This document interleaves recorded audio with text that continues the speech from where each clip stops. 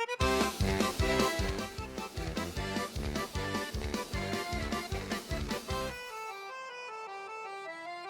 spin in circles, I scream to the void. I'm born in oasis, my rage is employed. A storm in my chest, it burns and destroys. Dance with the chaos, spin till you fall. It burning screeches, the end of it all. Round and round until we crawl. This is the inferno, the polka brawl.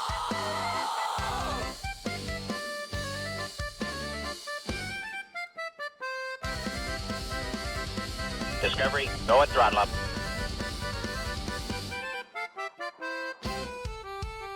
Your lies are balloons, they pop in my face. I'll stop on the floor, leave no empty space. A carnival riot, no room for disgrace.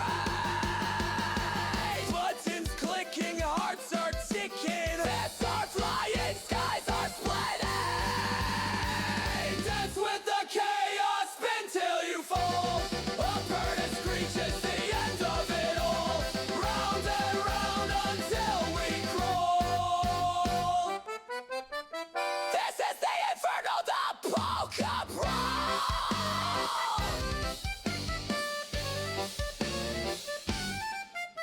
The tuba's a demon, the snare drum's a beast. The accordion of fury will never be ceased. This is a battle of musical faith. The polka goes harder than hell's unleashed.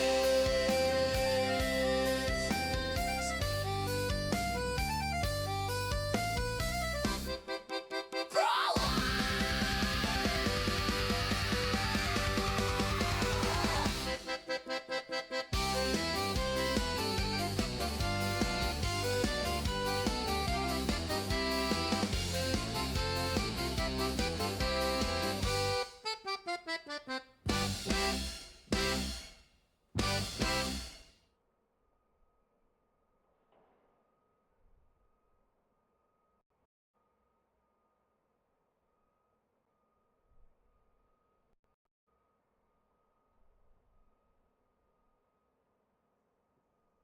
What's going on, everybody? Wait, what day is it? Is it Thursday? It's Thursday. Thursday? Thursday? It is Thursday. All right.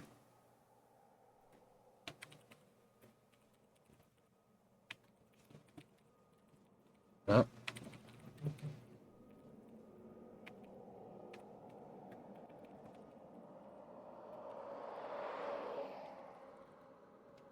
All right, let's get going. How's everybody doing? let's get going. What is good, everybody? All right, I want to play Cities today. It is too hot to work in the garage right now. We'll work on getting that situated, and we are going to work on Las Rico. That was the city that I was working on for Jack, and he resigned as mayor of that city, and now I'm the mayor. Now I'm the mayor. So let's get going. I was building a racetrack. Building a racetrack in there. Gotta go fast. Yeah, man, I want to go fast. Wait, you play video games? Hey, Blobby, what's going? You're over on YouTube today. You betrayed Twitch. Oh no. Discovery, go at throttle up. Galaxy with the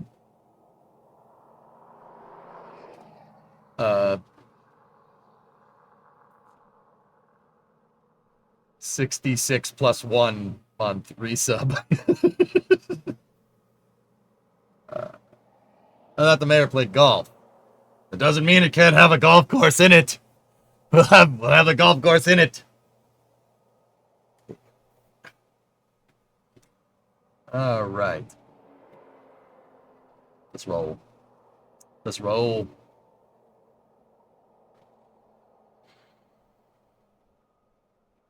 Come on, don't give me that. Thanks for all the months and years. Yeah, no problem. No problem, dude. Thank you for the resub. All right, let's roll. Let's roll, son. It's actually not too bad in the garage, but we gotta get back to playing some games. We are streaming on Twitch after all. So, all right. This is what we were working on. Oh, man, it's been a second. I gotta remember these the controls here.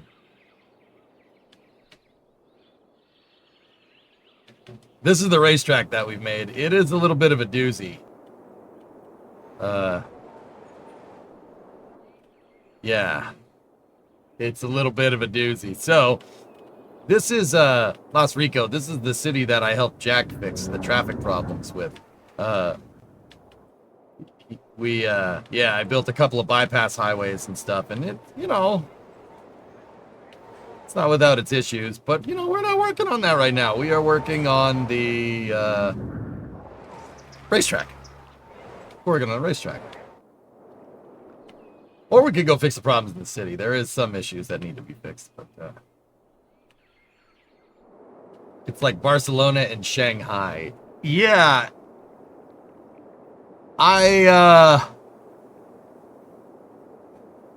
You also have the trains to fix at some point. Bro, don't even get me started.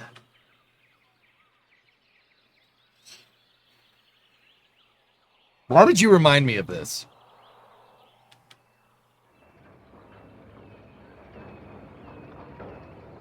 Just...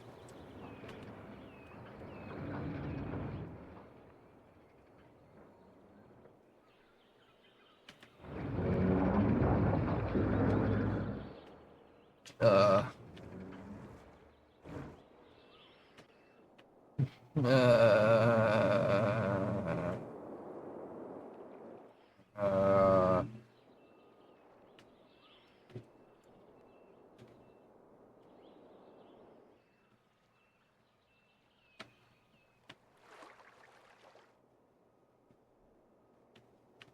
this is fine. This is fine.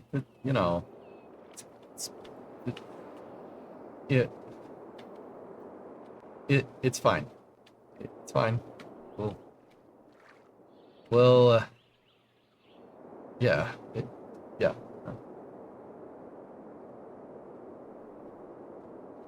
For what it's worth, Jack didn't design that. That's all just the stock stuff. This over there. This, however, Jack, what the actual frick are you doing? What are you doing? Anyway, I'm over it. Let's go. So we could continue to fix stuff. You know what? I think I might, now that you guys mention it, I think I might do that. I think I might redo some of the trains. Just some here and there. Because, yeah, I got to get back in the groove. I went and looked on YouTube. I don't remember the last time we played. When was the last time we worked on this racetrack? Build race trains. Good idea. Hey, Drew. EJ, can you be done with summer? It's 8 p.m. and it's still 27°C outside. I can't stand it, and it's just the beginning. Yeah, I have a feeling the summer's going to be bad, dude. Tell that train to take a right at the three-way stop. All right, okay. I'm going to change up the title. Building a racetrack and fixing things for my new to me city. The return of Las Rico. There we go. We'll change that. I'm going to change it on both. We'll change it on both sides. On YouTube and on Twitch. And yeah, we have some train stuff to figure out. Union Pacific has been showing up a lot in my social media feeds. So I kind of got a little bit of a train bug right now. I was thinking maybe we put some derails. I like derail. Does that train make a 90-degree turn? I don't want to talk about it.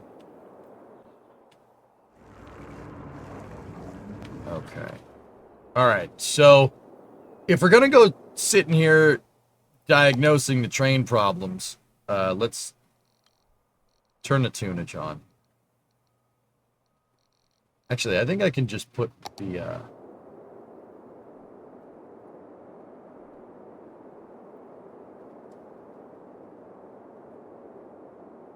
let's do...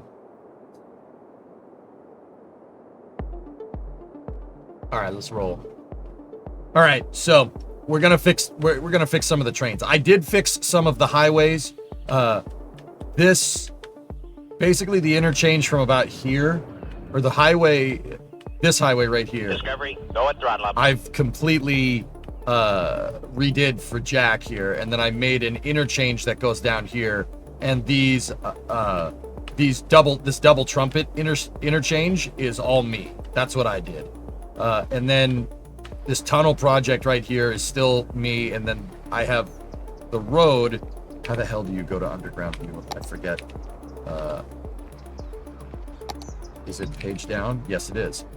That's all me down there, and then I didn't complete the highway anymore. We're gonna have to make a portal for that tunnel somewhere, and I'm not exactly sure how we're gonna do it, because there also is a train track down there, and yeah, over here I made this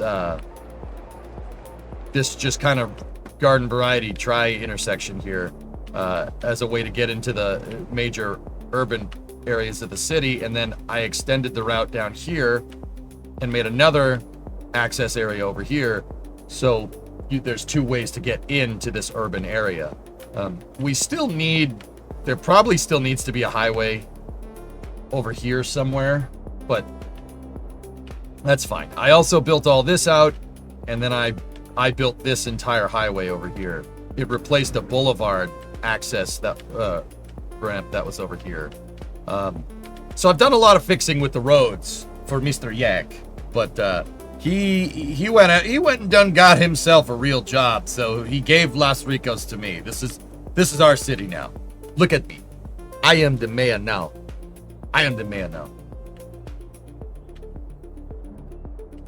If I'm ever bumming watching these VODs from last summer with you and Jack Brack, you. Hey, Mokum, 8 monthly sub. Do you also plan to, in the future, to play Workers again?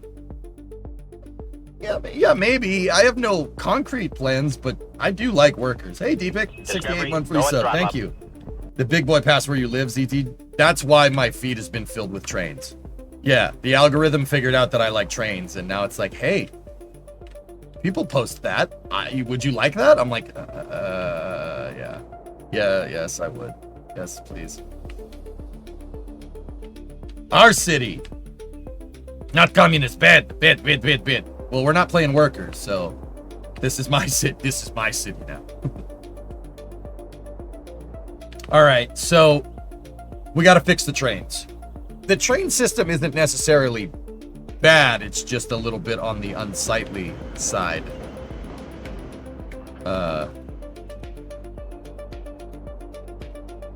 Yeah, it...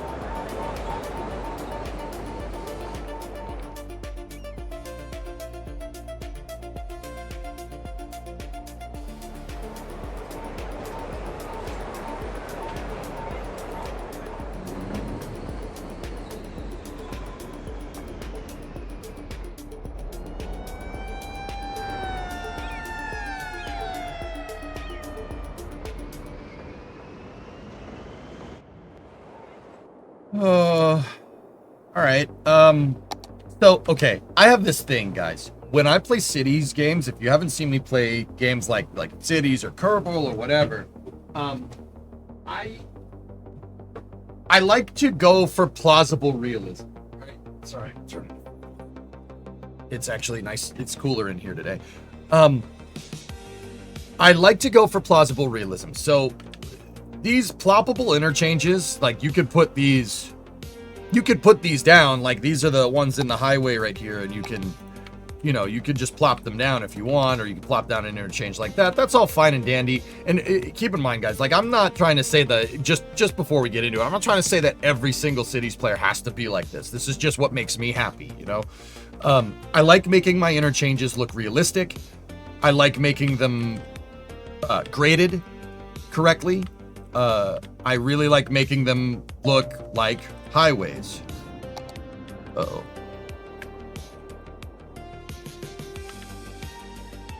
Yeah, there's no plumbing out there. We'll work on that. So that means in real life, guys, let's here, I'll just use an example, like, because this is Jack City, and it definitely looks like more of a Pacific City. We'll look at Los Angeles, I guess. I don't know if Jack wants this to look like this. I'm pretty sure he doesn't, but then again, it's my city. I can make it however I want. Highways tend to be graded, and they tend to be very flat. I mean, in the Los Angeles Basin, you don't really have much hills anyway, but the roads do kind of carve. But they're always flat, and they don't really take tight turns. Jeez, that highway is huge.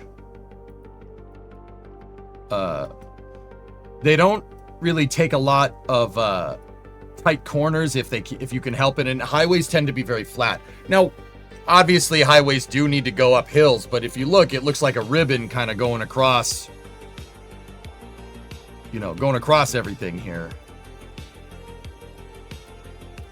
It's like a ribbon stretched across the terrain. There's a ploppable interchange. I bet you the traffic there sucks. Right? So what I'd like to do with highways is make them look like this. Like, see, you can, like right here, the grading, the highway goes up a grade right here. This is not a hill. That's man-made, right? And the reason why they did that, the reason why they graded it is because the road needed to be up to go over this road right here, and it needed to go up over the train tracks right here. They've literally just built the highway over a freight yard, which is, I think that's really cool, but whatever. Who's operating out of this yard? Let's take a look. I think BNSF. Yeah, it's BNSF. It's a BNSF intermodal, and it's a big one. Cool. Oh, look, there's another one.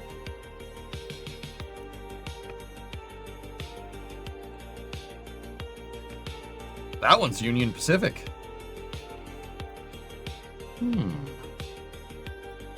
That's the San Bernardino yard. Yeah, it's pretty big, and the highway goes over it. And there's a residential district in between either side.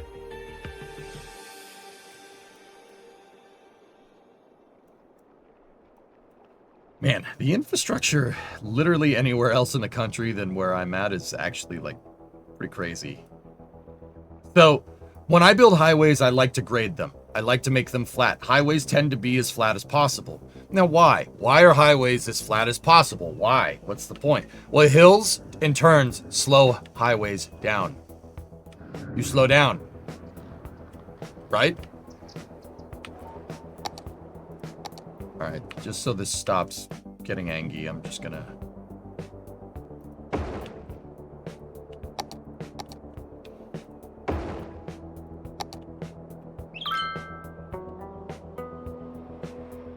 Come on. There we go.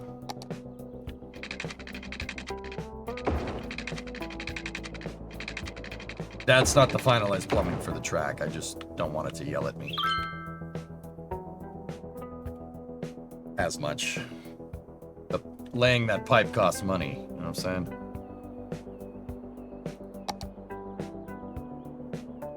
Alright, you know what? I'm just gonna keep the damn thing paused. Screw that. Let's not waste our time.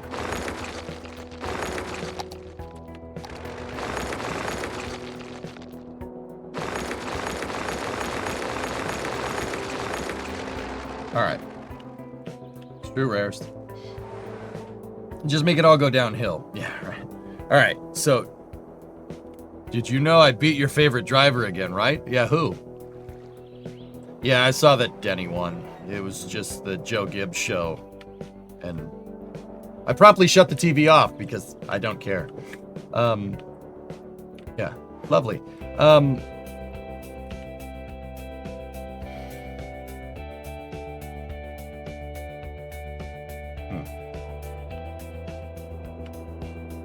because of the highway ripple effect.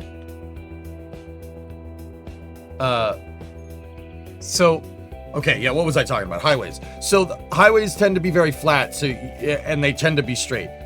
The reason why is that's better for a car. If you have a highway that just goes up a huge hill, right? You'll cause an accident. See this? This would kill people on a highway. See that? Imagine a semi-truck going up this, going 75 miles an hour, 120 kilometers an hour. That would be bad. That would end very poorly. Even the on-ramp, right? You just, sudden right turn, and then you got to merge with traffic that's going 80 miles an hour down the, nah. This would kill people. We don't do that. We build realistically. I grade my highways just like real life. I grade all the highways. I try to make them look plausibly realistic. That's just what I do. See, look at the highways. They tend to be as straight as possible unless, they got to go somewhere else. Like in this particular case, they made the highway go across the river here because it looks like they couldn't keep building it this way. This highway was most likely just a boulevard, and they bulldozed the boulevard, moved it to one side, and then made the highway. I mean, honestly, it looks like all these highways were well, it's Los Angeles. They were retrofitted. They were built after Los Angeles had a lot of sprawl after World War II. Look, you can see that the grid goes like this, and that highway was never intended to be there. And you could see they made bridges and stuff to go over the highway there, see? When in reality, at one point, that road just connected. See what I mean? Boulevard of Broken Dreams. No.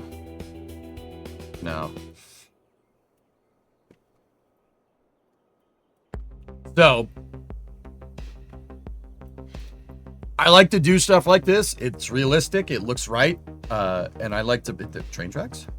I like to make sure that that looks cool. I know this road. There's a video of Santa Fe 3571 steaming down that line with people driving next to it. All right. That's super cool. There's a train track in the middle of that road. Discovery, cool, man. go at throttle up. I'll bet you the train track was there first. But, we're talking about trains. Even the tracks are graded, see? Trains especially like being like nice, flat, and straight. Avoid corners as best you can. The reason why is because trains you have a metal tire. Well, I was about to say metal tire. It's not a tire. It's a metal wheel. Discovery, A metal go wheel at on a throttle up. bogie on a metal rail. Trains have very, very, very, very, very low rolling resistance, and that makes them very, very efficient. Trains are really good at moving things. They're moving a lot of things around very efficiently because of low rolling resistance. It's not like a car where you have tires on a rubber road and, you're driving down the road, you let off the gas, car will start slowing down relatively quick. A train, you could let off power and let the thing roll for miles. In fact, driving around trains is just an energy management balancing simulator. You just manage the energy of the train. You can use it to your advantage because of the low rolling resistance. Train kept a rolling. That's right. Hey, Mason, 97-month resale. I like trains. Dude, me too.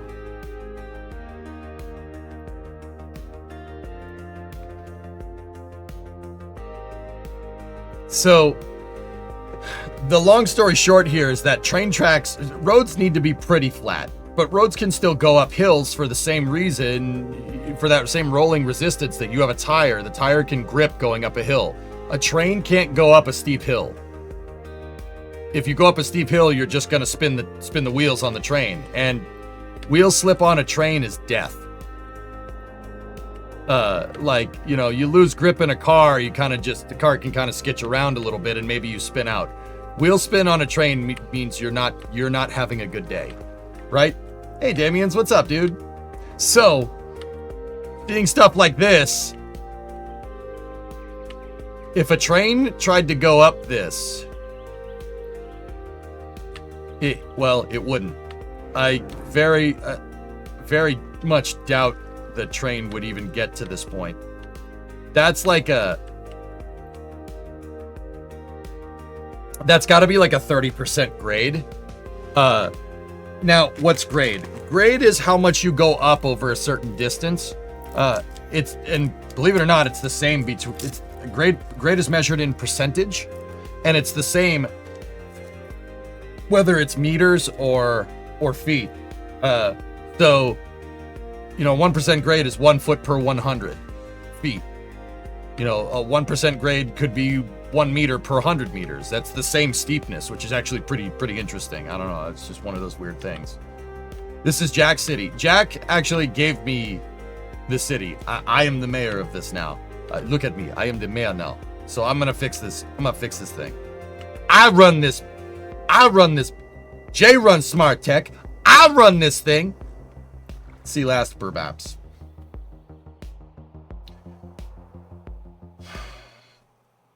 Yeah, Fluffy, yeah, exactly.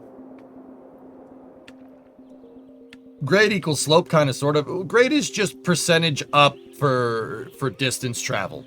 So, once again, I'm going to use feet because I like feet. I like that measuring system. It's the same if it's in meters. A 1% grade is a 1% grade, which is, yeah, once again, I thought that was really weird.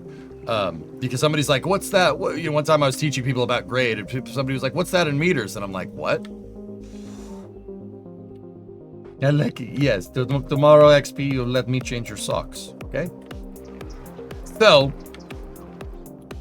we gotta start unscrewing the railroad line, because this is right here.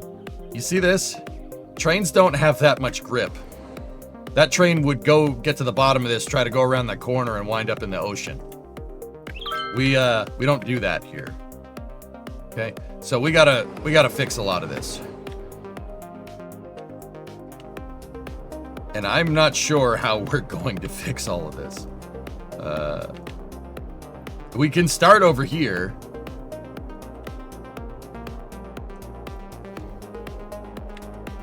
Or we could look and see what Jack has teed up here.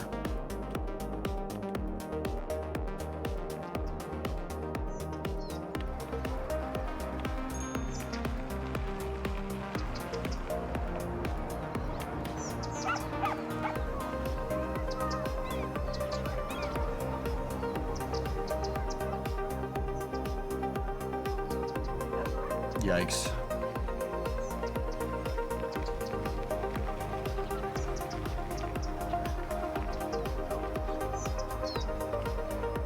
All right, let's start looking at the train system as it exists. All right, so we have export terminals here, here, here, and here.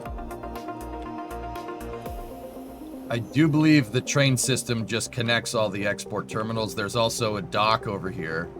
That's a cargo hub. Which one of these is doing where? Oh.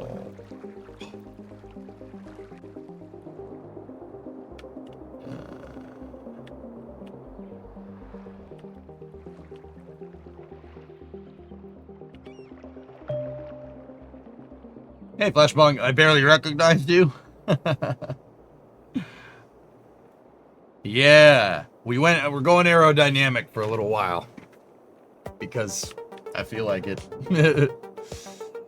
Got hot the other day and sweat was dripping out of my beard, and I'm just like, you know what? Nah, we're not doing that.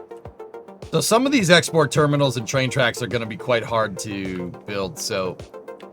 But these are clearly being used. It's importing products to Frank's Gourmet Fish Sticks.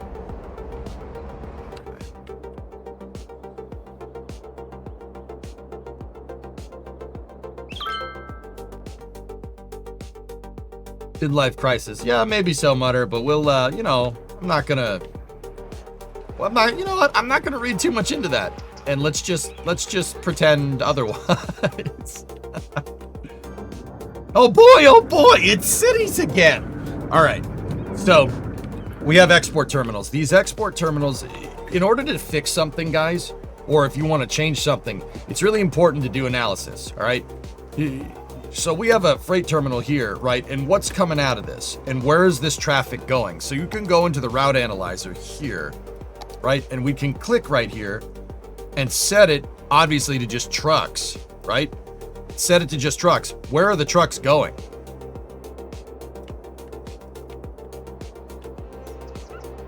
That answers that. Overwhelmingly, they're trying to gain access into this industrial district in Prospect Hills right here. Overwhelmingly. That's where I'd probably say about 90% of the traffic that export terminal or import-export terminal is feeding.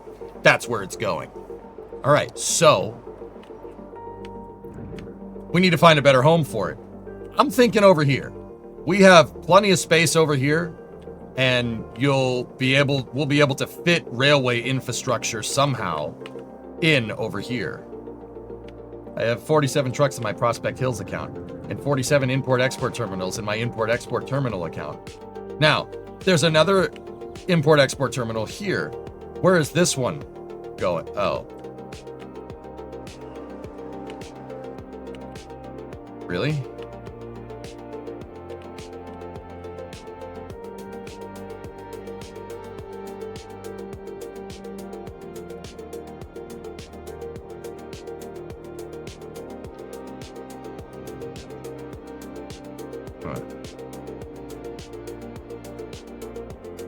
Wait, did I see that right? One truck is importing from one terminal and exporting to another? Question? Hello?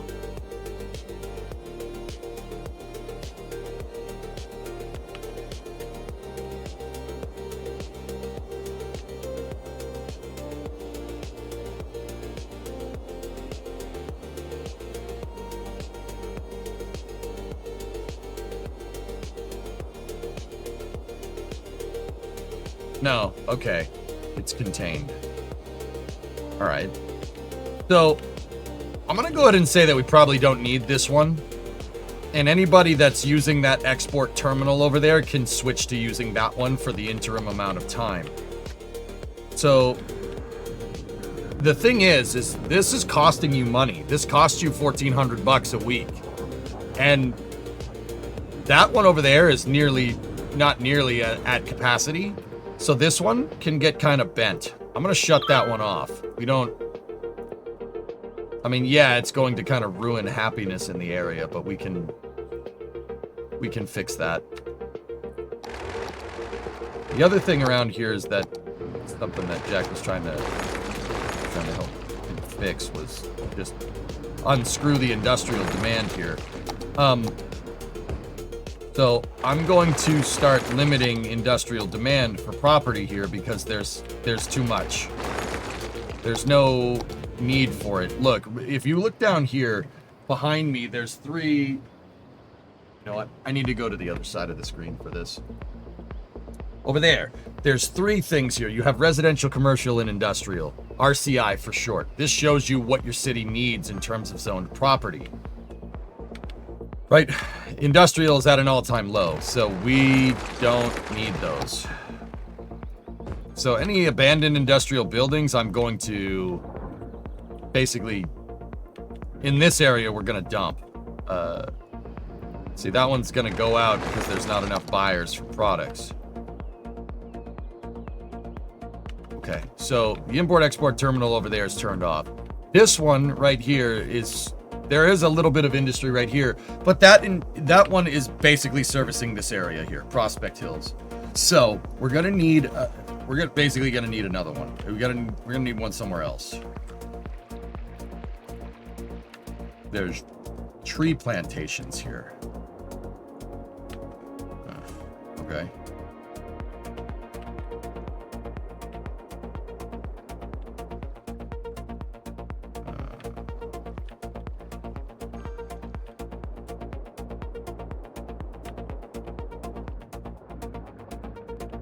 there a water source there? Yes, there is. Okay.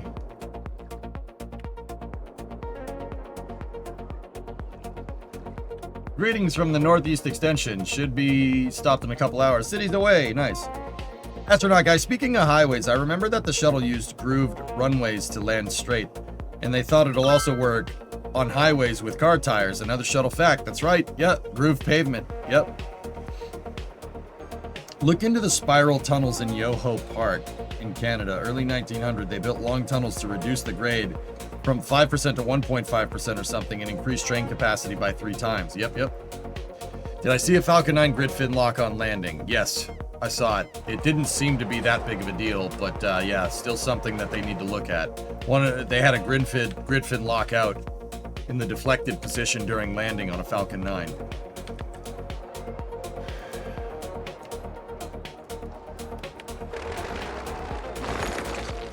There was mining here, but the mine went dry, so I'm getting rid of all those.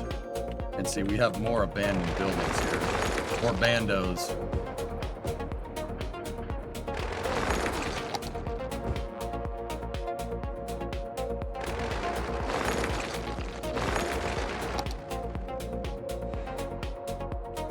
Alright, so we have 2 spur lines for the railroad. One is going this way and it's entirely underground to another import-export terminal over there.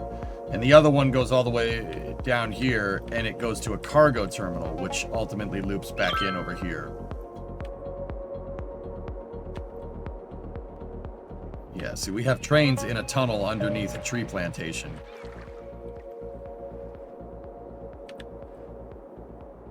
Right. Okay, so here's what we'll do.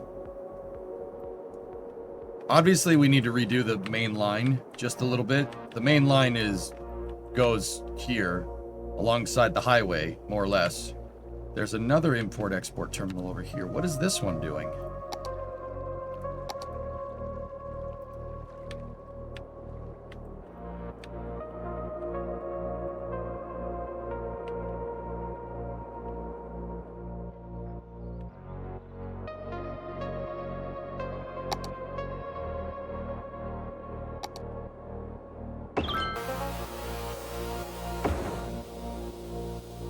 Few services for the tech industry here, so I built them some parks instead of the import-export terminal.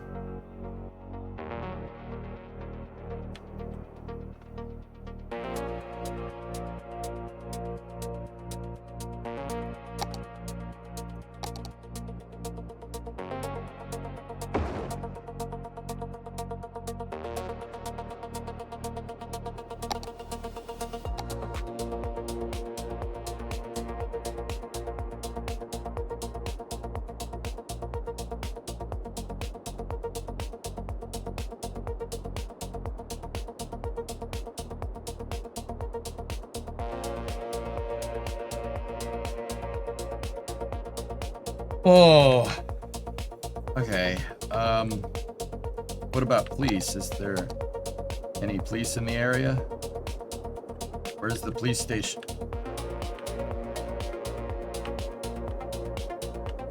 Okay. Okay. Okay.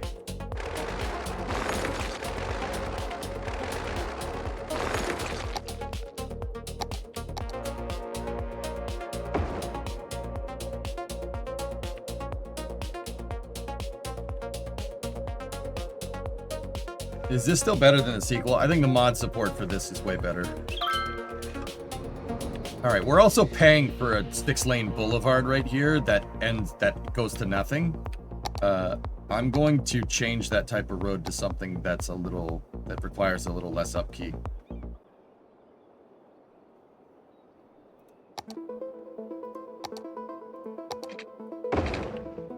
We can get away with 4-lane and a median here.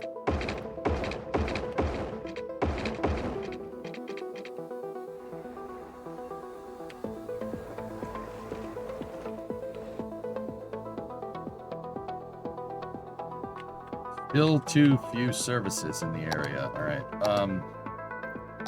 How about a merry-go-round? There we go.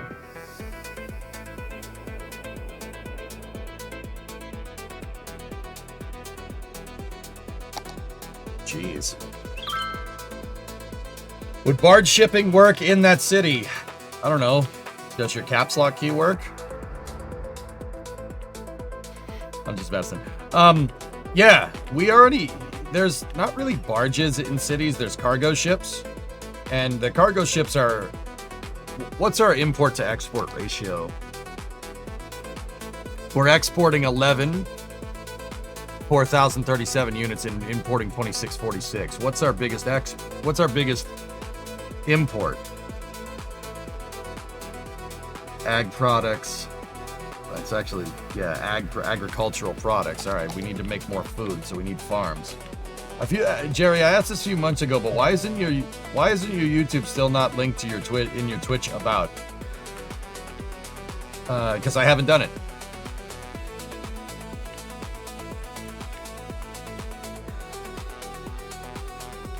No, it's all good, Kuro.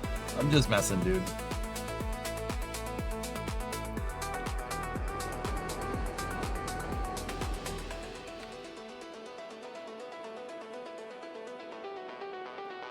All right. I'll turn that terminal back on just for now. Perhaps putting a terminal here is not the worst idea, but this is a hill. Like, you're not building a rail yard on a hill unless it's a hump yard, but that's another story.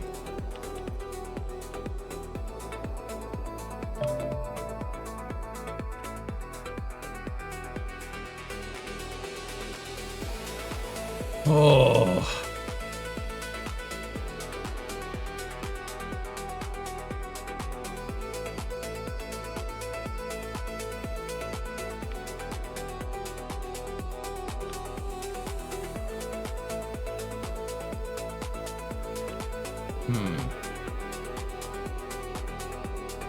No, you forgot to say the coolest part of the spiral tunnel is that you can look down into the valley and see the trains moving above below itself. Yeah.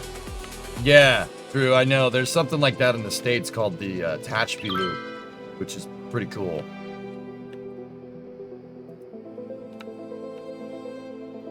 Yeah, this whole area is built around the import-export here, even though the route analyzer suggested otherwise.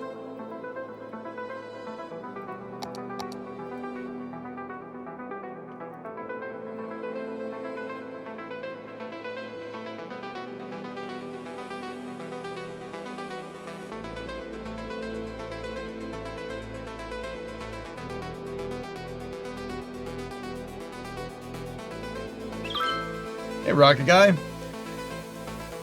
Cool Scott Manley video today. Yeah, gee, what's he talking about? Maybe Pegasus? Camelot, you have a sour ham sandwich today. All right, cool.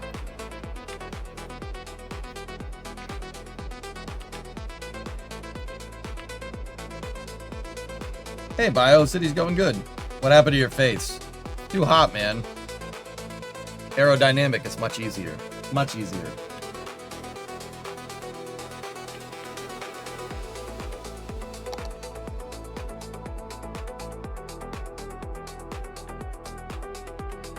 All right.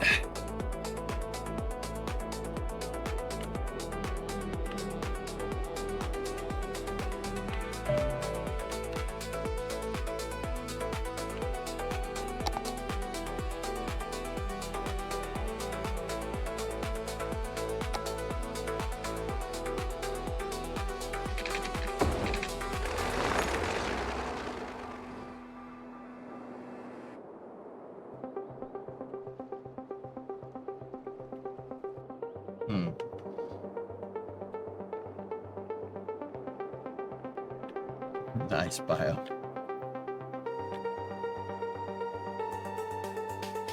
All right, so how are we gonna get a train to go through this pass right here? All right, I know where we can look for reference. Let's go over here. So this is Los Angeles, the LA Basin. Let's go over here to Inland Empire.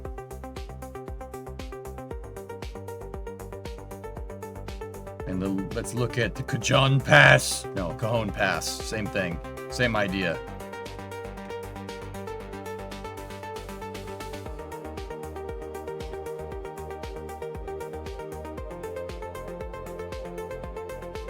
Yeah, see how the tracks kind of weasel around? That's to keep them as... And see how they kind of go up here, seemingly arbitrarily, but it's not. The highway does the same thing to an extent because you're going up a gigantic hill into the high desert southwest. The train track, see these little snakes there? That's to keep the track as flat as possible. Obviously, it's not going to be flat when you go up into the desert, but you can see the train... The highway just goes up the hill. The train takes a lot longer, and it's naturally trying to find the lowest points with the track to get up to the high desert flat right here. See that? There you go. That's Cajon Pass. See, they made the track follow that hill, and it goes into the canyon here, and then it snakes its way down. We gotta do something like this. And then you hit the bottom of Cajon Pass over here in Inland Empire. It's about a 3,000 foot difference, or about 1,000 meters. It's pretty impressive for what it is. What's the grade?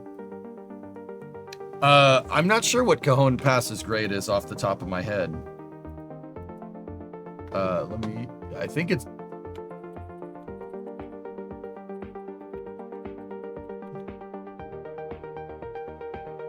Cajon Pass features a steep highway incline of up to 6 degrees and a railroad grade that's 3. It's a 3% grade. That's nuts. Considering the amount of freight trains that go up and down this thing, a 3% grade is no joke. That might as well be a roller coaster for an actual train. It's 6% on the highway, but it's 6% for that same reason. It's that rolling resistance. Cars can grip. That's why they can go up something steeper. Cars and trucks. Trains don't have that. Trains don't have that luxury. But what trains do have a luxury of is low rolling resistance, so they can efficiently move things. They can efficiently move high quantities of things very, very easily and keep it rolling. It doesn't take a lot of energy to get it to keep it going. 6% is the max grade on an interstate. There you go, Likes. What's up, dude? So 3 feet every 100 feet. Yes. Yes, that's crazy. So yeah, we gotta figure out a way to do that. And with these mountains, it's going to be a little bit difficult. Can we buy anything? No, we're at max. Look.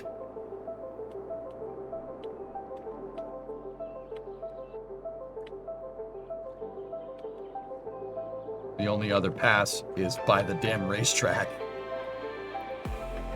Crap.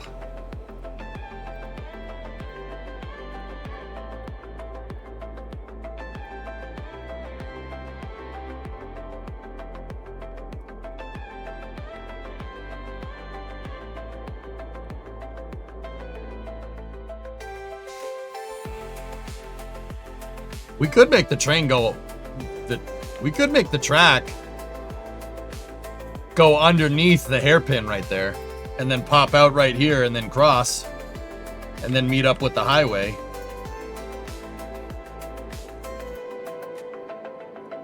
Cajon Summit is 4190. Ugh, that's brutal.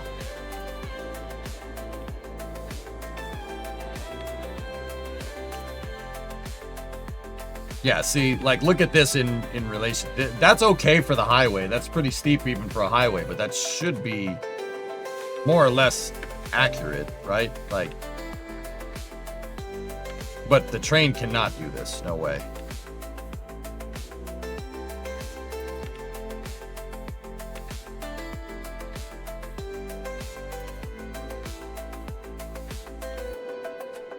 That's what's going to make this really challenging. Having a train track get up here and have the right grades. This is actually, yeah, this is a big problem. I'm just wondering what the real world grade percent is the highest recorded. Jerry, there are certain types of trains can go up grades. Can go up like 10, 20% grades, but it has to be a special type of train called a cog railway. And subways like mass transit, subways can go up steeper grades just because it's not a gigantic like 6,000 ton freight train. You know what I mean?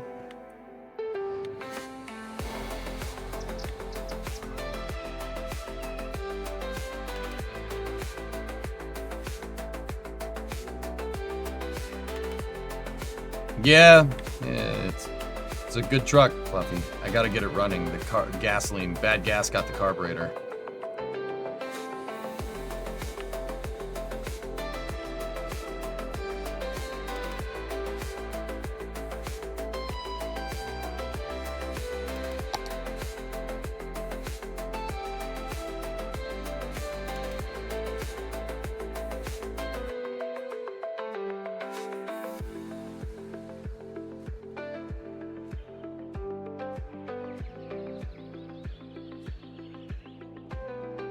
Just looking at the different elevation changes here.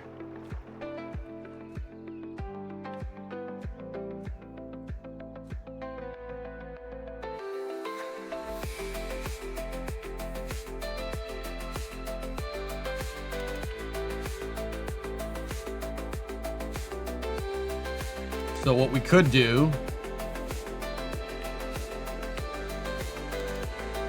we could have the train tracks go all the way over here. And then we could have them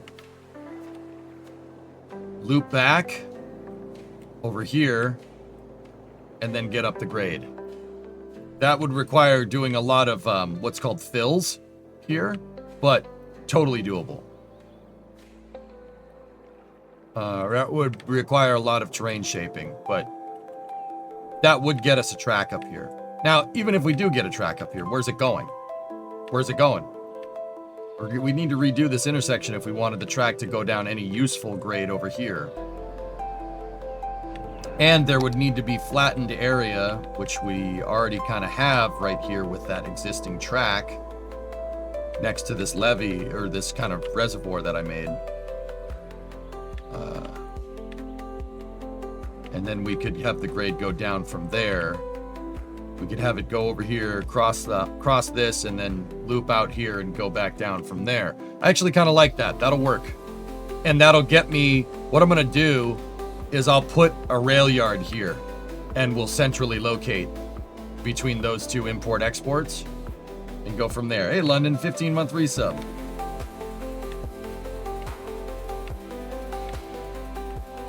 Is that realistic and practical?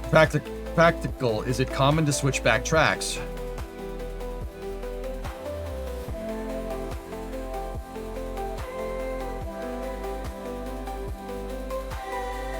Yeah, there's a switchback right here. It's not as crazy as what I'm doing, but like, look, the rail line's over there. It goes all the way over here just to get over there, just to keep it not as steep.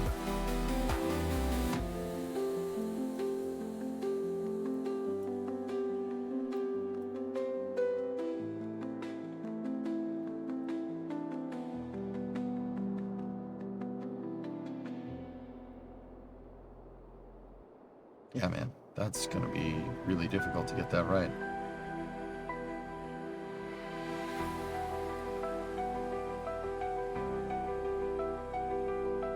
All right, let's do it.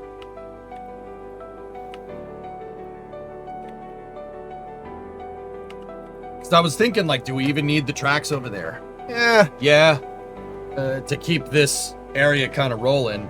Not necessarily that one, but over here, yeah, sure. And then we could build out, we could utilize this area for power plants or industry or whatever. There's an NPP over here in extremely close proximity to the city, so that's good. You know, love that.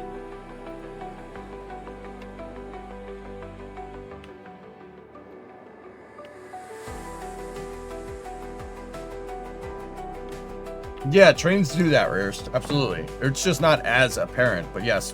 Road switchback, train switchback. Yeah, that's absolutely a thing.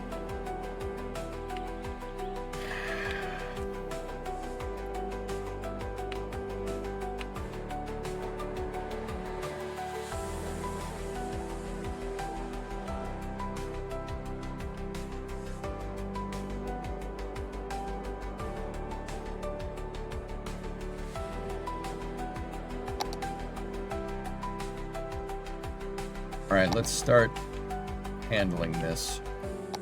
Let's go. So.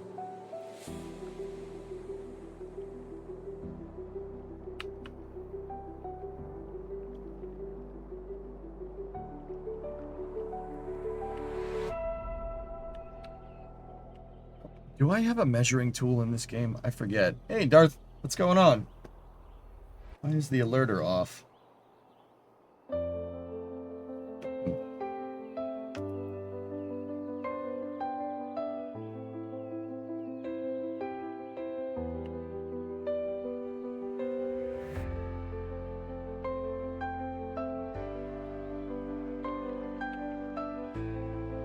Hey, just got here. What have you missed? I don't know.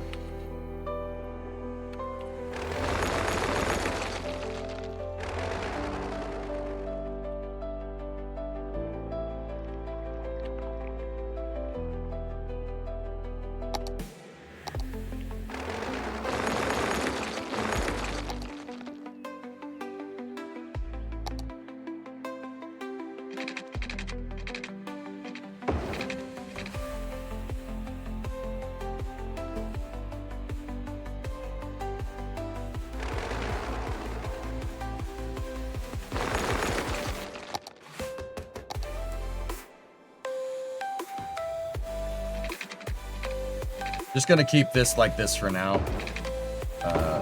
I hate that does that.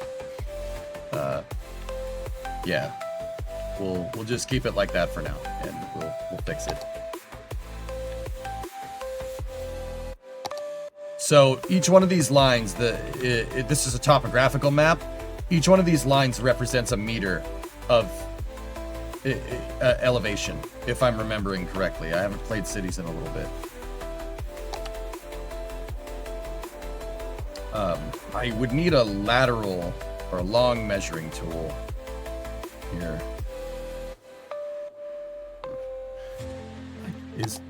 With all the network tools that I have, do I have a measuring tool? I don't remember.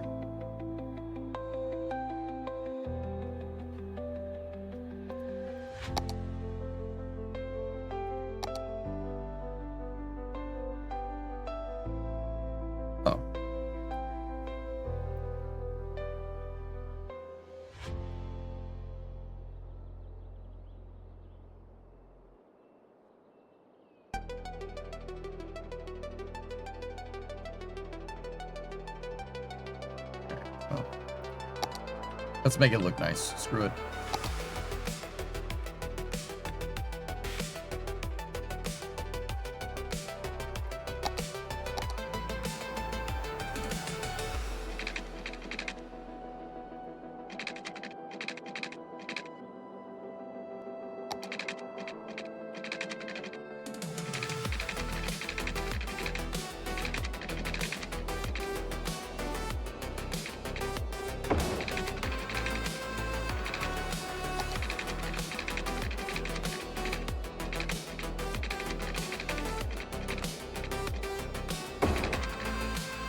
So I'm just building out the track, and right now it's just kind of ribboning over the terrain. It looks terrible, but we'll work on it.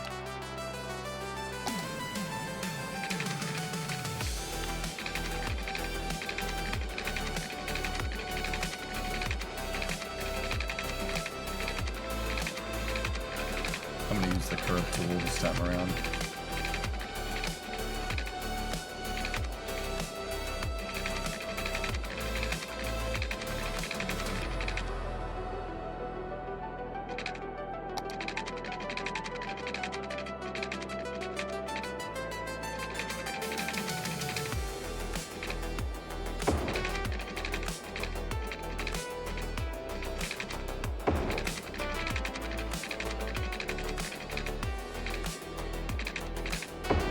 Okay.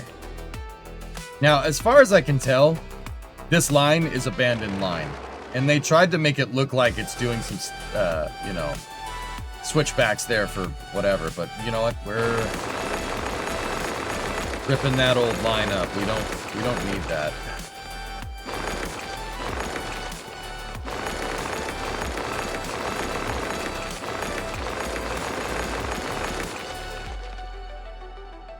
That's good enough.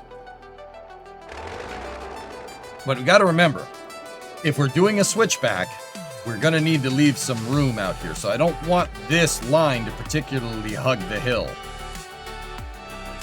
We might have to do a cut like this, but yeah, we'll cross that bridge when we get to it. So what I'm going to do now is use the Move It tool, right? Select here. And what we can do with the tracks is select a nice constant slope here with the sloping tool.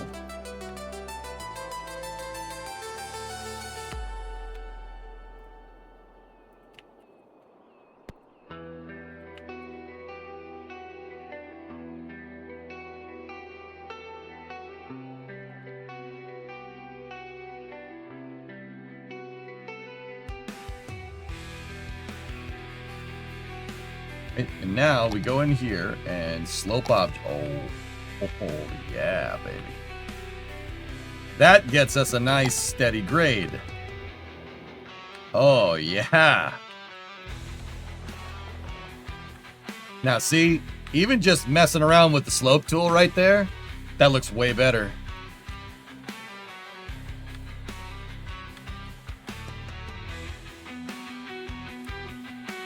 We can get rid of this. We don't need that anymore.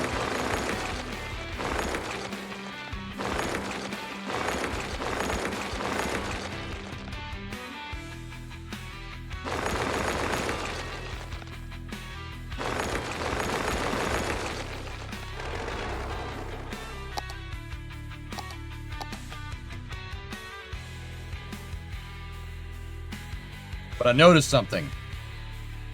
See how the line right here has a low spot on the outside or on the inside of the track? There's a low spot here. No good.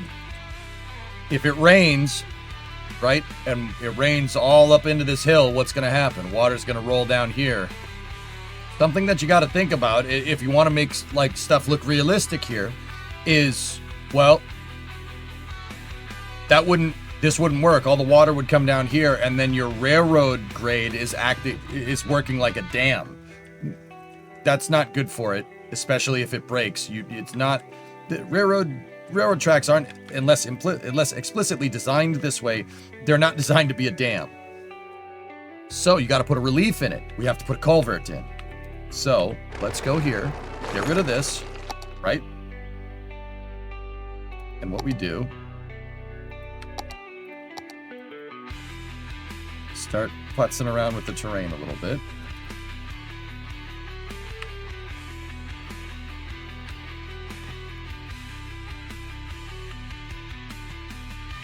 I've kind of made a drainage culvert for us there, which is great. And then we can slope it to make it look nice. And now we take the tracks. Boom, baby. Now we don't have to worry about it. Now we got a drainage culvert. So when it rains, all the water is going to go here, and it's not going to put hydraulic pressure on the tracks. Now what we can do is we can go in here, smooth this out to make sure that that's the low point, right? All this type of engineering goes into railroad tracks when they make them, guys. This is all, you have to think about this stuff.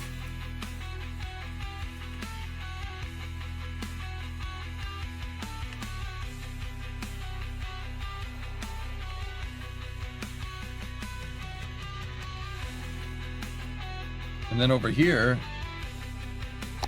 we don't want the low point to be the tracks. So what I'm going to do, go in here like this and put another culvert right here to get the water to drain out. Now, do you have to worry about this in cities? No, you do not. But it is cool to do. It's cool to do, and little stuff like that is what makes it, what sells it. Like I said, plausible realism is how I like to play this game. Now what I'm doing is I'm just going over this with the smoother tool, just to smooth out the edges and not make it look like they were just freshly bulldozed. But see, look at that. That looks way better. I mean, we could put our system to the test, guys, if I put a water source, or not a water source out here. I put a drainage pump or drainage line out here. We could put the drainage culvert to the test, but yeah. I mean, in cities, the only benefit here is basically if a tsunami hits. And yeah, this city can get hit by tsunamis. That's why I put all those the levees out here.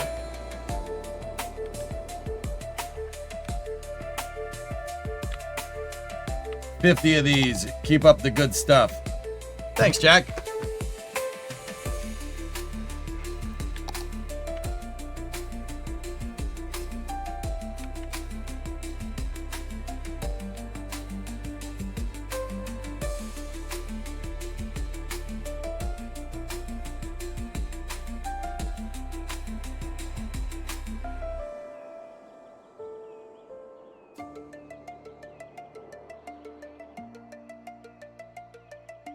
All right. That looks real good. See, we got a nice smooth radius here. We got our drainage culvert. Drainage relief here.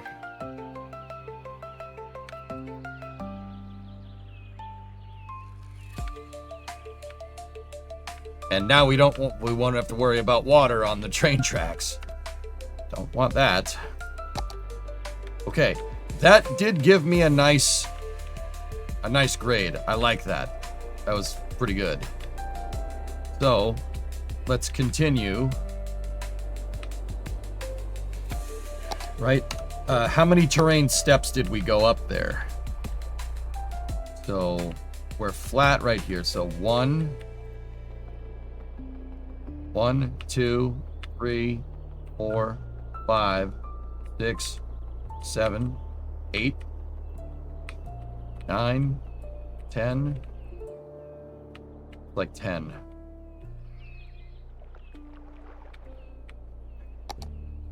Go over here. Let's try to keep the stepping going.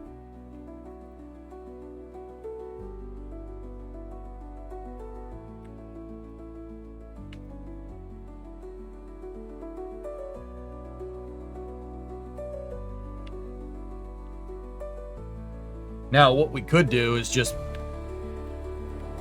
How many cells long is this? Another thing that we could do, right? Ready? 1, 2, 3, 4, 5, 6, 10, 11, 12, 13, 14, 15, 16, 17, 18, 19, 20, 21, 22, 23. Okay. So if we go up another 10 with the next segment of rail... Right, we go up another 10 spots, another 10 steps in the terrain, and we have 23 segments, right? We can get more or less the same grade. It'll get the same steepness.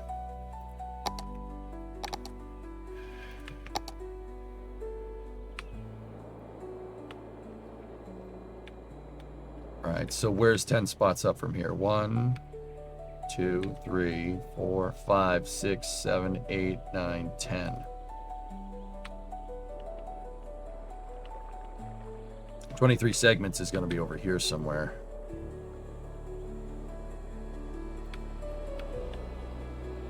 All right, so let's build the next bit. Let's roll. Let's burn. Turn up the heat.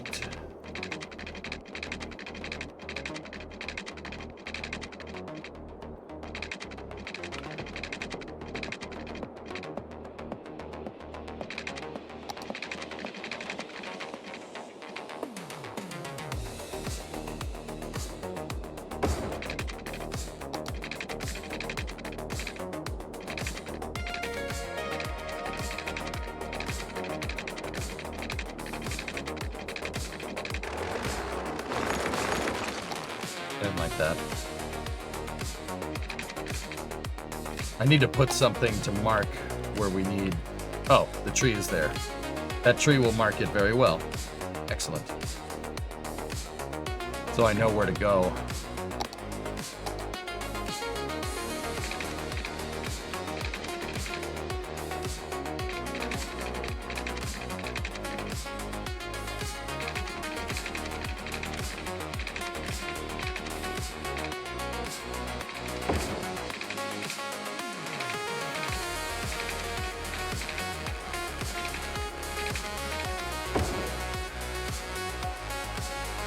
So once again, this is really messed up. So we're gonna get at that sloper tool again. And we go from here.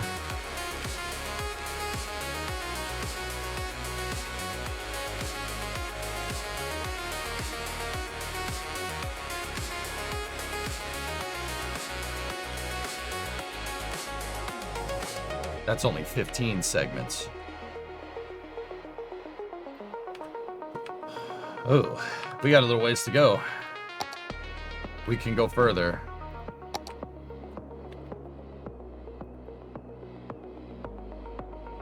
We must go deeper. It's currently 154 degrees in Texas. What?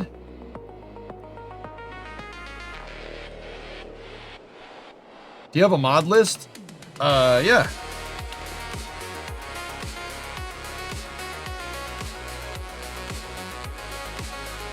Hang on, I think it's Cities Mods. Yeah, there it is. I got it for you, Ringer.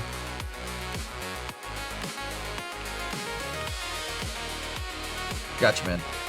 It's at a dry heat? Yeah. Hey, Mario Master. Thank you for that raid. Appreciate it.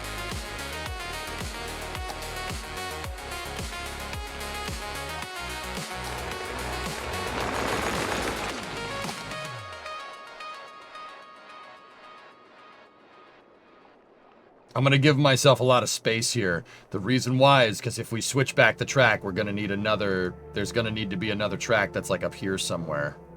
And the step is going to need to look like that. You know what I'm saying? So we got to see the step. There we go. Yeah. Gonna look sick.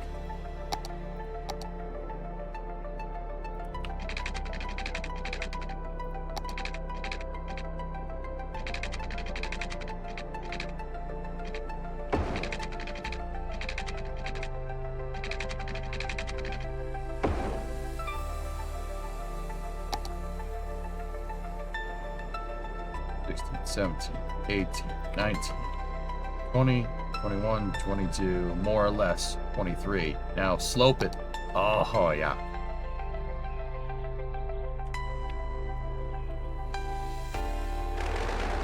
Now, the interesting thing is, just on a side note, you know, people wonder why go through all the effort? Why does it matter? The truth is it kind of doesn't, but also at the same time, kind of does. Depends. If you don't really care and you just want your trains to move something from point A to point B, that's fine. If you're really worried about it, well, not worried, if efficiency of trains and movement is one of your big things, like a big requirement for your city, this is something to consider. Trains will move faster on flat in cities. Cars are the same way. Cars slow down in cities when they go up a hill. Cars slow down when they turn. So if you make your highways straighter and you make your train tracks flatter, you can move more trains faster. Your trains can go faster. Just something to consider. For what it's worth, Workers and Resources, I like that game a lot. That does the same thing. If a truck is hauling something up a hill, it goes slower, which I think is superbly cool.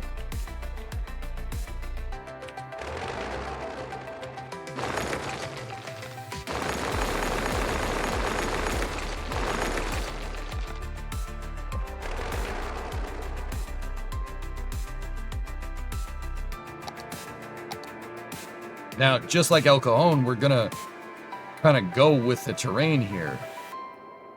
Ooh, not enough soil. We need a cut. Dredge. Dredging time.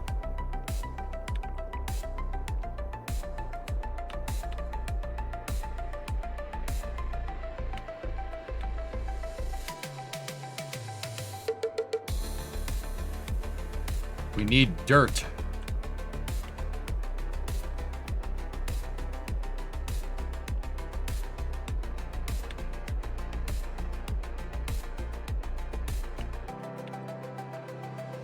Yeah. There we go.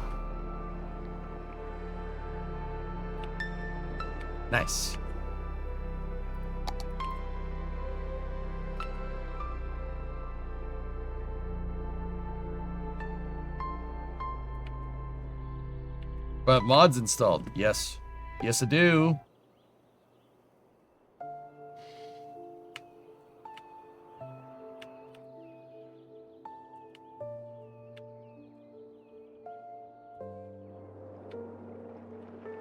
Okay.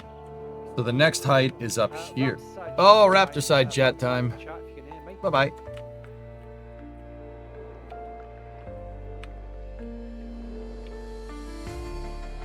The next 10 up is over here. So we need to get to that height with 23 segments, more or less.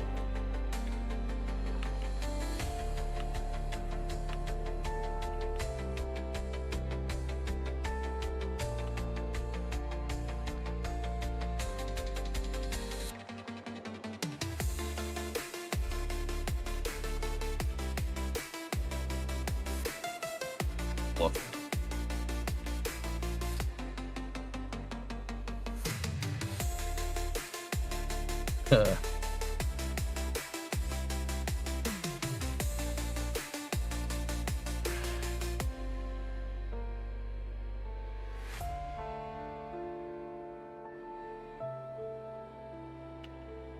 Yeah, the other track's down there, and that, you know, that's nice. You know, it would be cool doing this multiplayer, working with multiple people in a city. I don't know if there's a multiplayer city-style game out there. I mean, Hurtful, the closest thing that we did was our Minecraft city. I took a break from playing City Skylines one time.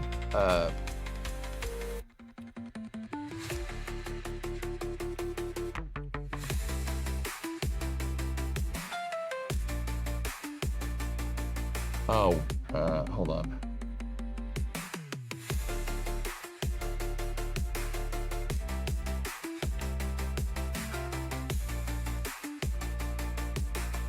Oh, it's gone. We don't have the... We played cities in Minecraft, dude. Yeah.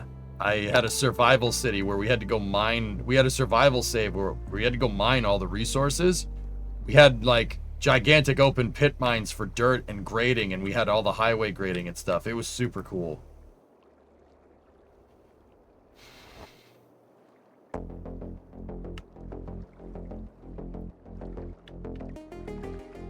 Is this a racetrack or a train track? The racetrack's over here. That's the racetrack. This is a train track. We're building a racetrack and fixing a bunch of stuff, Ozzy. So, yeah, I was working on the racetrack. It's over here. The racetrack's pretty good, but felt like... So this is a city that one of my buddies started playing it, and he didn't have the time to complete it anymore because he got another job. And, yeah, so it's mine now. I fix it.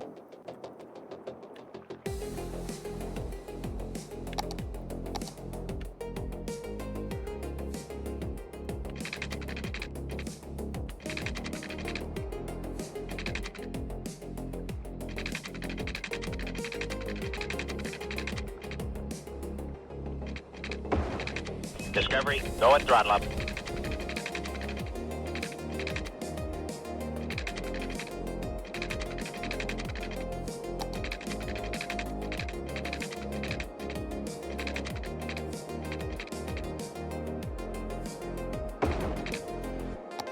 Hey, Eddie, what's up, dude?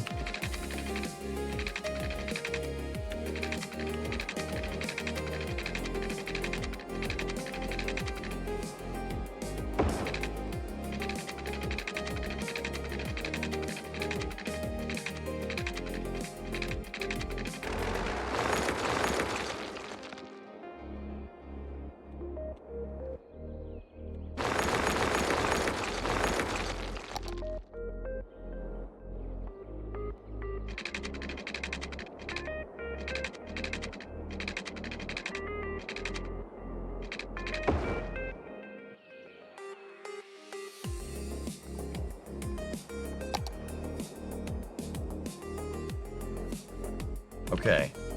So the slope stopped right here. I'm gonna just see if we can plop down something so I have my markers.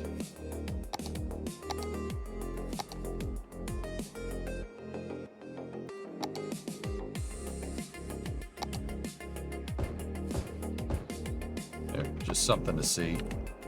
All right, so now we go here.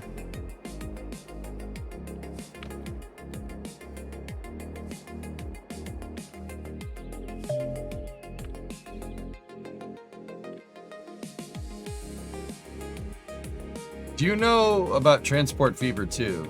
Yes. Have I played it? No. Ah, I forgot to count the segments. Hold on.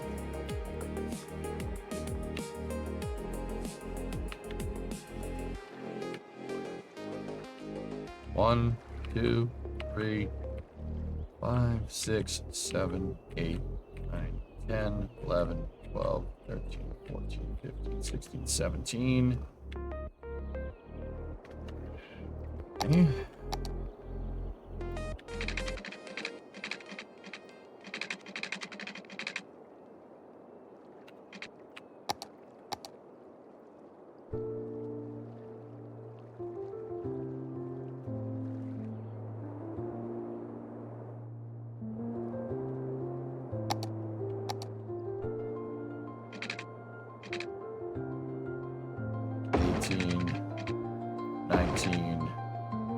Twenty,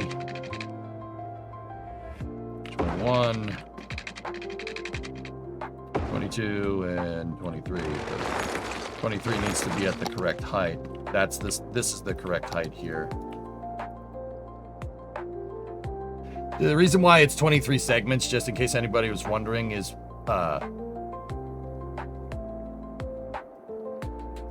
that gives me roughly a 1% grade, give or take.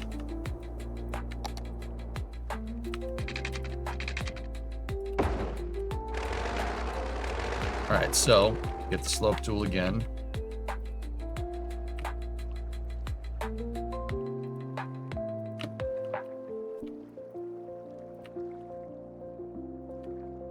And we slope it. It's actually really good.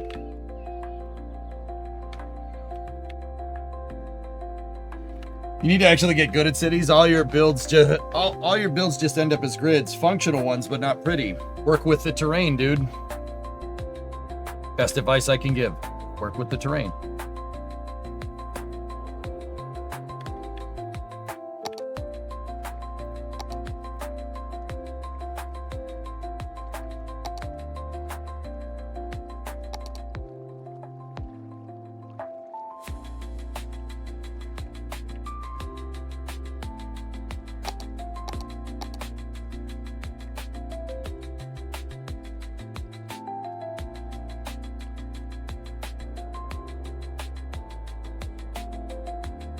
I like that. That's pretty good. See, Eddie, I'm making this part of the track work with the terrain. I'm not trying to do particularly straight lines. Train tracks want to be nice and straight when they can, but if I made it any more straight than this, it's going to go out into the ocean.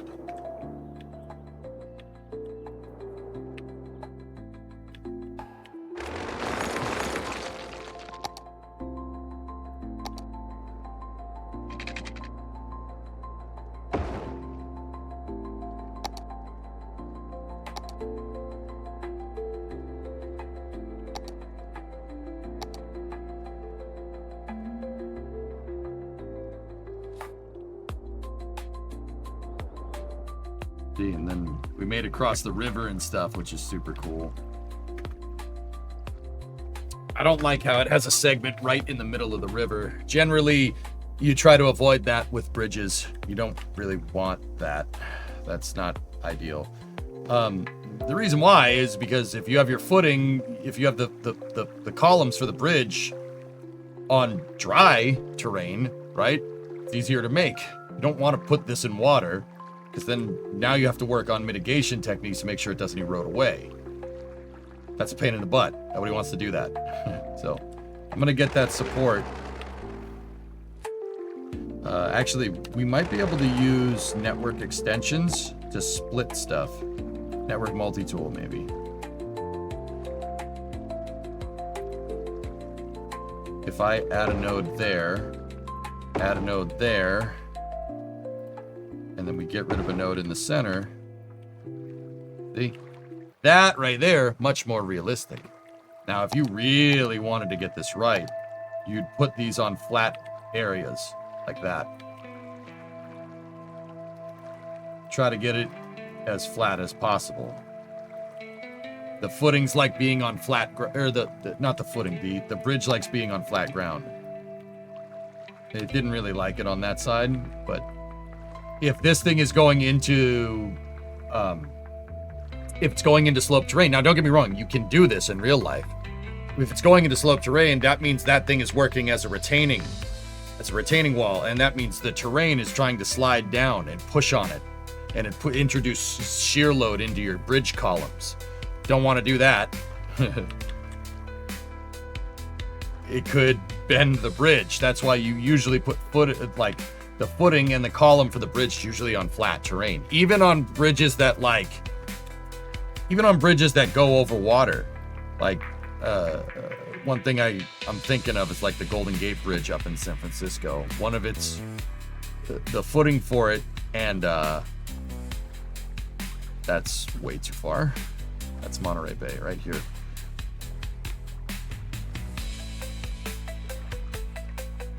One of the columns of the suspension bridge on the Golden Gate, look, it's built over water. Right? What they did to make this is they basically emptied this area around it and basically filled it with dirt. And then they built the column and cast all the concrete for the column, or for the footing, and then the column from there. The other one is on terrain, but even, see, same thing. They built a big flat foundation and around that area. See that? Even though that one's out in the middle of the bay. That probably was really challenging to get that right, because there's a lot of tidal flow in the bay here, right? So the tides go in and out, and so there's nasty currents in here. Getting that right probably was not easy. Simultaneously, there's the Bay Bridge over here. Look there's the column for the bridge. Look, it's on a gigantic flat foundation, right? It's not like they just made the support for the bridge go all the way down into the water. This is a huge concrete and dirt pile that the bridge is sitting on. See, it's the foundation for the bridge, the footing for it. Even this part. Pretty cool, huh?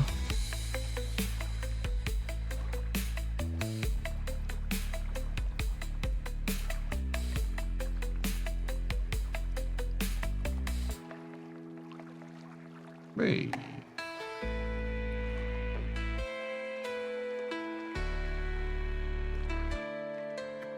Have you seen Bridge the 25th of April? It's the same. No, but I believe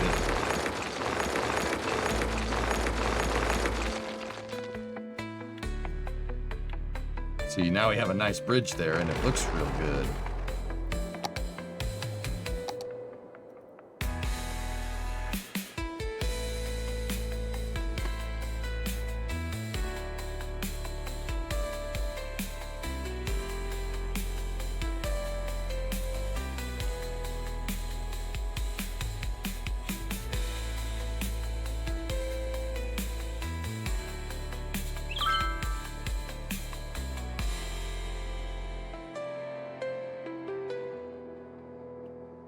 Now, I flattened this area out. Normally, you wouldn't do a fill this big, but what the track's going to do is we're going to go around here, and then we're going to put a loop in right here, and then we're going to make it loop around.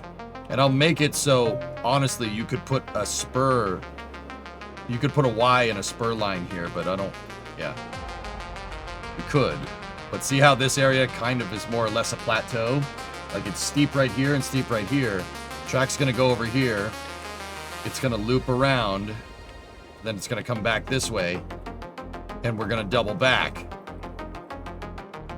which should theoretically get us more or less level up here.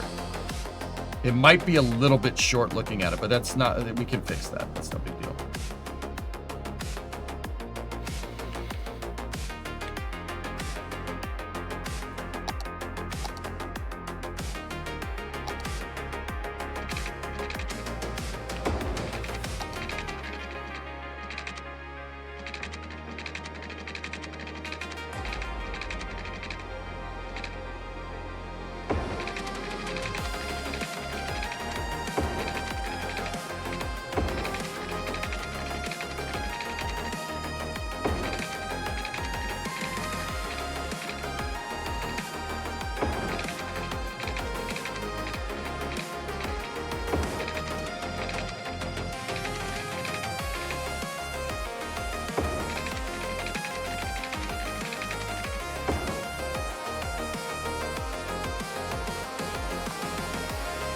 That loop might be a little bit tight. A little bit of a tight curve.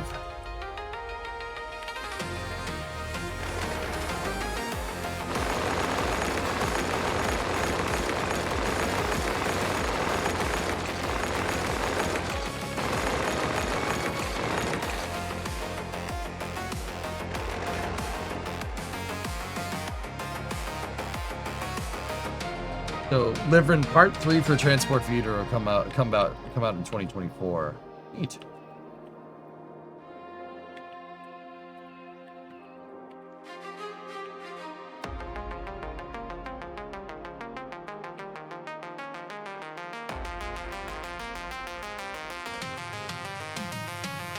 Oh, I gotta make sure we're at the same height.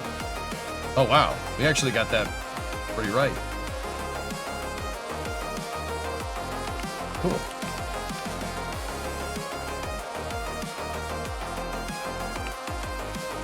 Let me count the segments. Estita, what's up? 1, 2, 3, 4, 5, 6, 7, 8.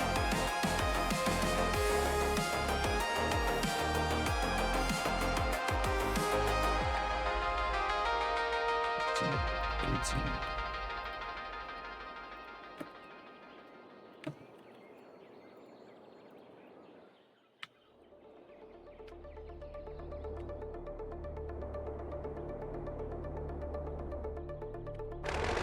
I don't like this part.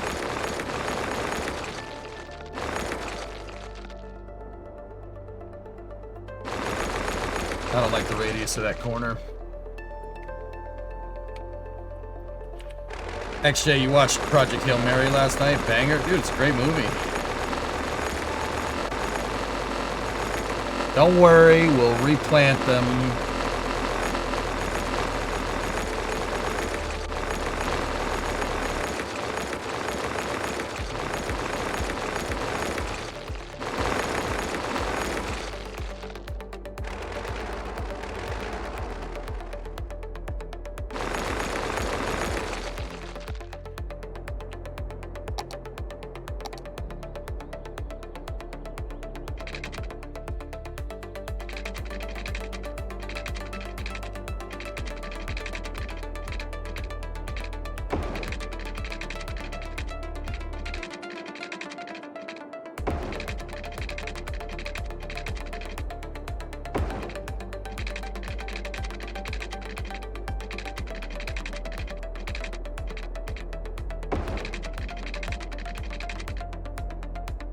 That's enough segments. So let's see, ready? 1, 2, 3.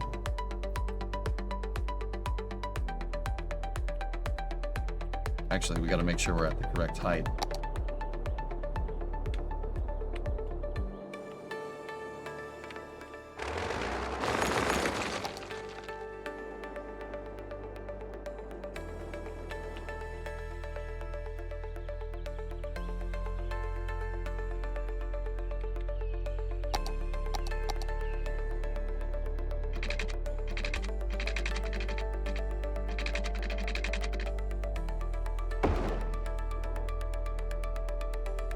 Yeah. All right, let's do this. Ready? 1, 2, 3, 4, 5, 6, 7, 8, 9, 10, 11, 12, 15, 16, 17.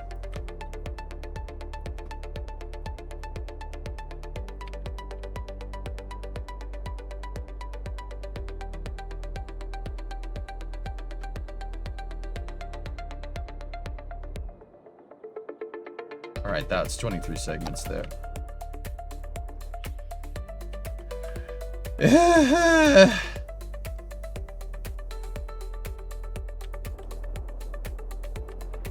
Let's undo that.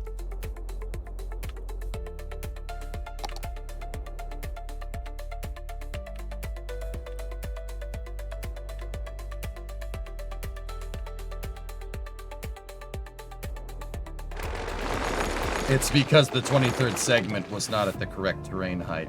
It made a fill instead of a cut. That's not what I want. It needs to be down here.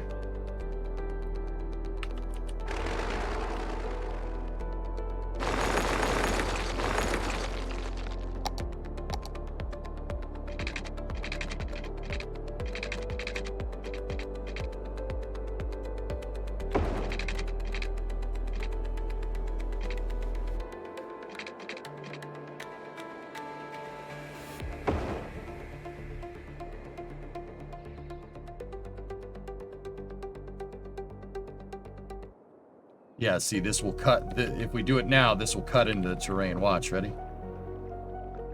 Instead of a roller coaster, we get. Oh, stop that.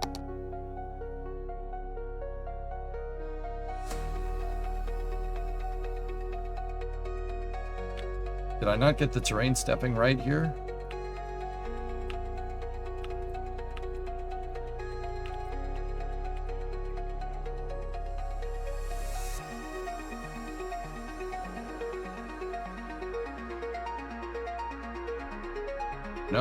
No, it's correct.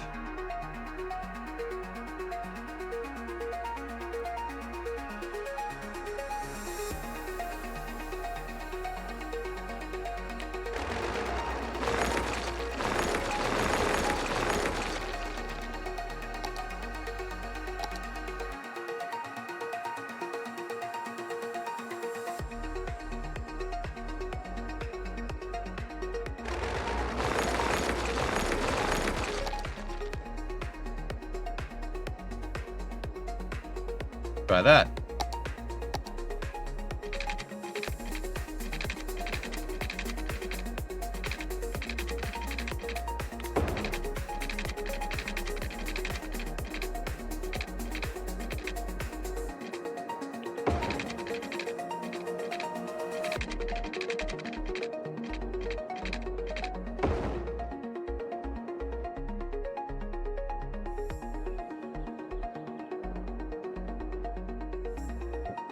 Two, three, 8, 9.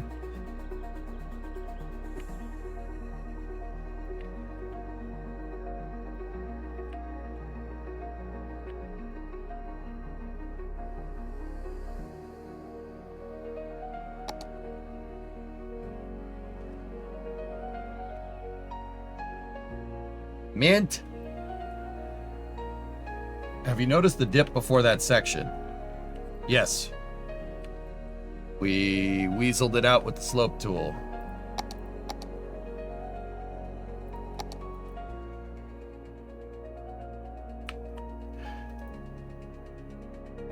And now we backfill.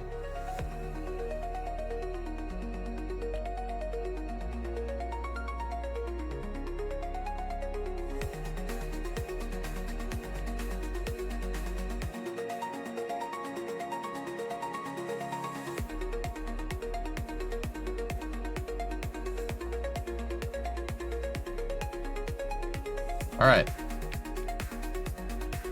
Once again, we have a low point, so we're going to need to make a drainage culvert, which is not a big deal.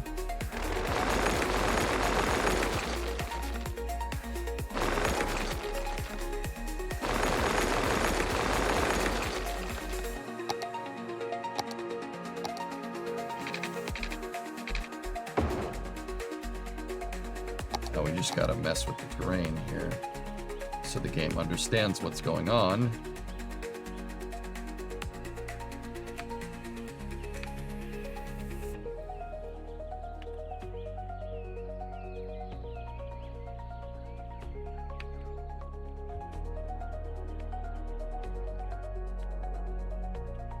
Question, do train tracks use banked tracks? Sometimes, Kuro, but for the most part, no. Fun fact, trains bank around corners naturally just due to the tapered shape of the wheel.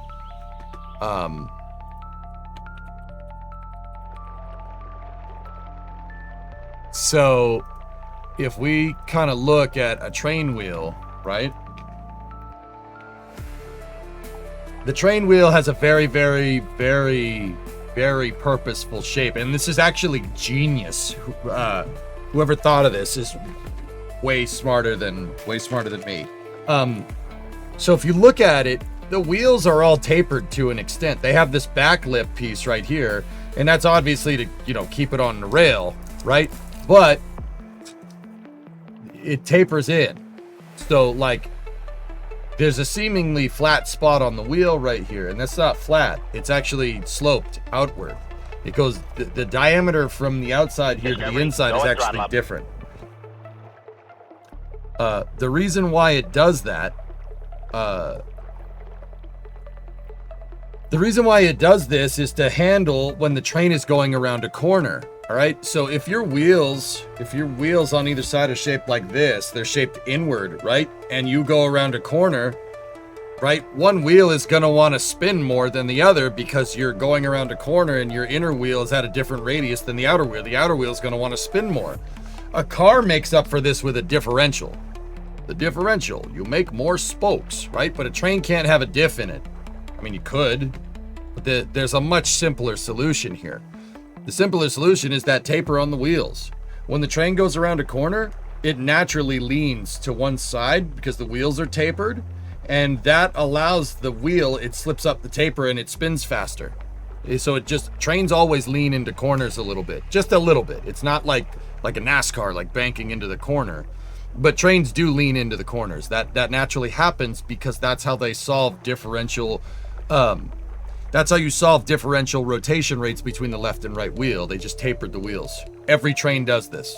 Like every train. Yeah, Ken's something like that. Yeah, see, if you look, the wheel has a slight taper to it in this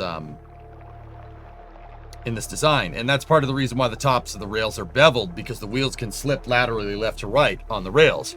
Now, obviously there's a guard, right here, and that guard fits.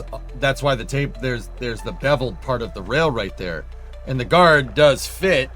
Like it will ride on the side of the rail if the train's going around a corner, and that's part of the reason why they squeak. Why trains squeak when they go around a tight curve, because this is hitting the rail, and like subways make that noise all the time, right?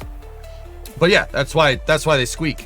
But it's the flange guard is designed to keep the train on the rails when it's going around the corner. But yeah, that's the other reason. That's the other reason why trains can't really take tight corners. If you get tight corners, you're going to force the flange guard up against the outside wheel, and it's going to just ruin the rail.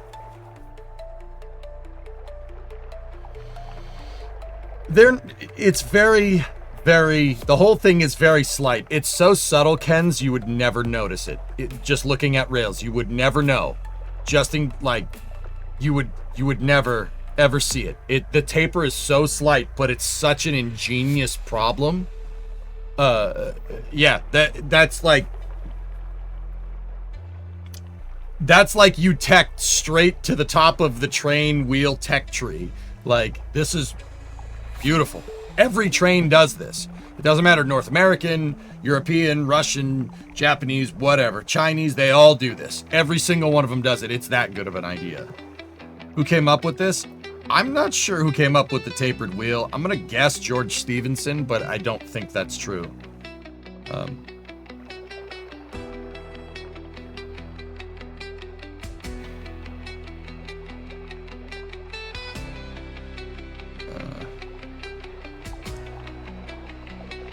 Oh, John Locomotive came up with it.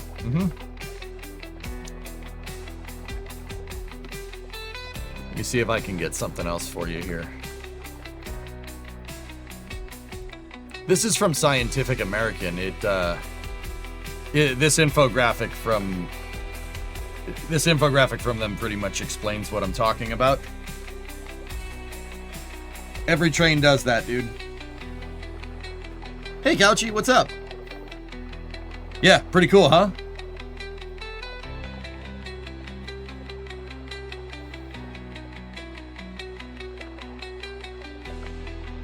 Yeah, every train banks to an extent, dude. It's a good question. Some locations have automatic greasers for tight corners. Yeah, when the train squeaks, it's the wheel flange hitting the rail. It's not bad. It's okay. It's just scraping the rust off of the rail. But that, yeah. Coincidentally, like with train track, another way to tell if a train track is in use is if the rails are shiny. Just if you're, I don't know, walking down train tracks, you want to know if trains use them. If the rails are shiny, trains use them. If the rails are rusty, line's not in use.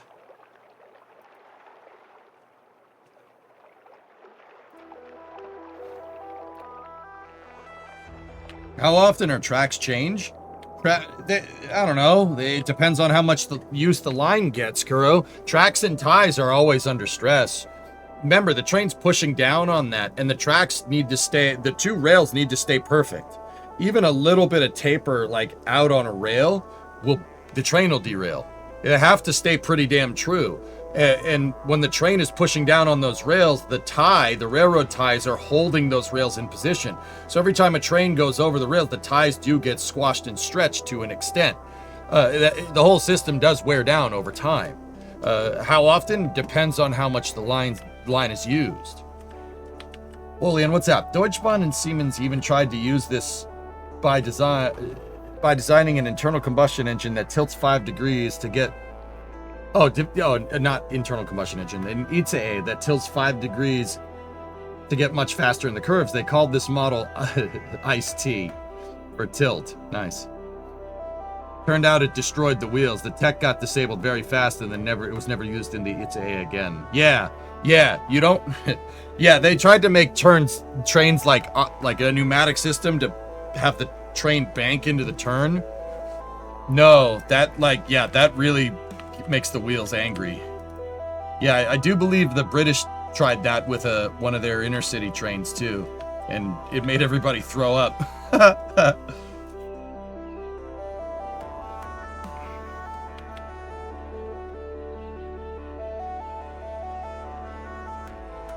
It was George Stephenson and independently French engineer Marc Seguin came up with it in the same year. All right.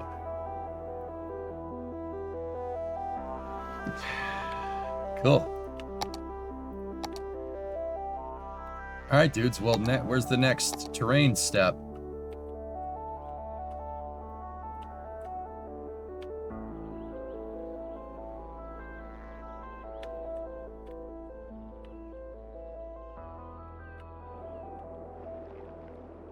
The next terrain step is over here some... Oh. Yep.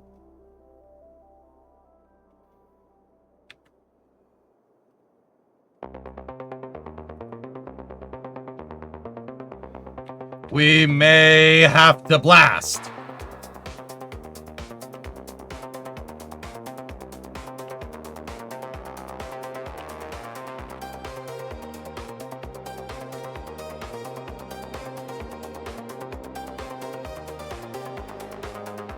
Actually, honestly, we don't need to have it keep going up at that rate anymore.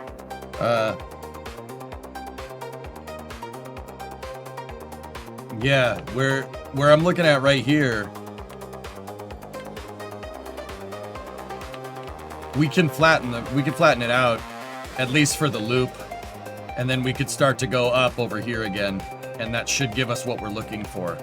So this next part, I'm actually just gonna make this flat-ish. Brother, it's in the 90s in northern Pennsylvania today, and it's barely June. I don't know what to tell you.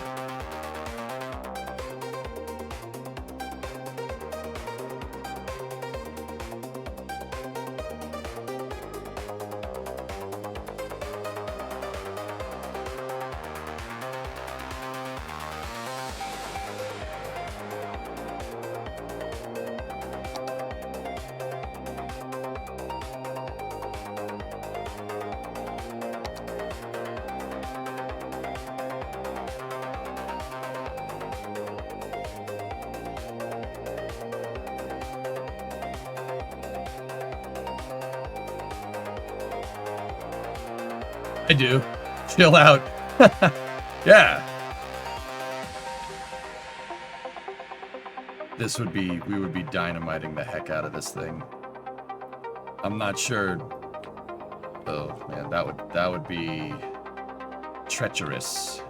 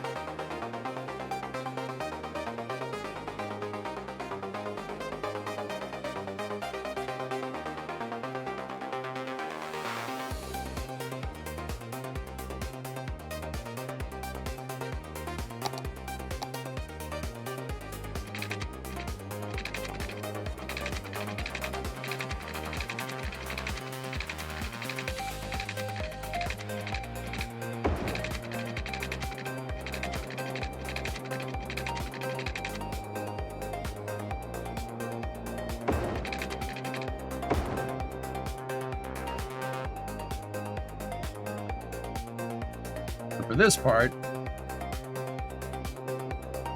know what? I don't like that. I don't like that corner.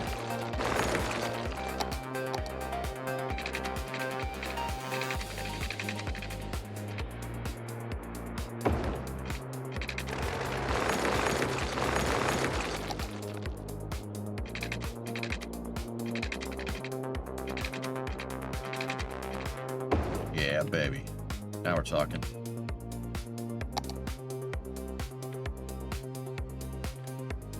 So for this part, we're going to use the flattening tool.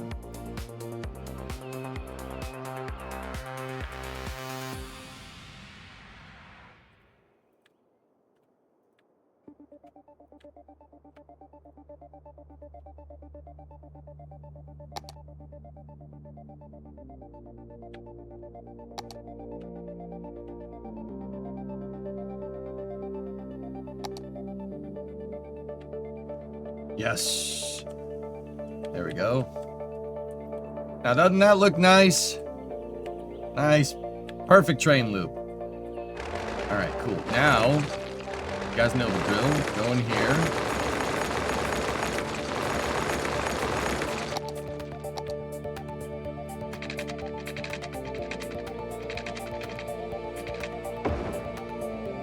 Make the bridge piece. There we go.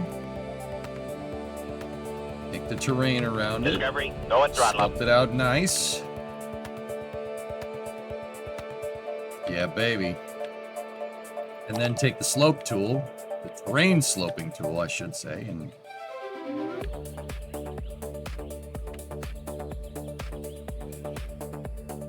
then go over that with the smoother. Real quick, boom, there you go. We can do some work on this side of the viaduct here. Well, it's not really. Yeah, viaduct. Yeah, it's not really viaduct. You get the idea, though. You're a good sport. Come on. Come on, you're a good sport.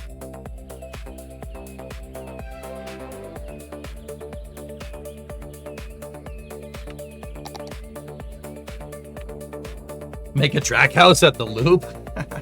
Hey, Super. 120 monthly sub. 10 years from high school to college grad. Time well spent, I'd say. Thanks, man. Audrey, afternoon, bro. I got a big question for you. Do you have a spare 79K lying around?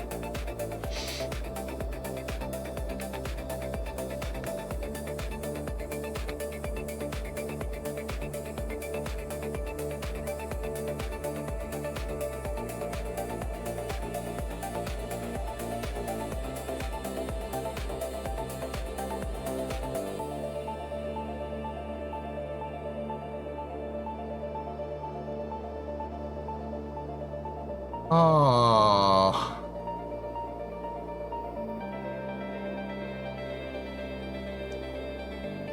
Oh. I wish.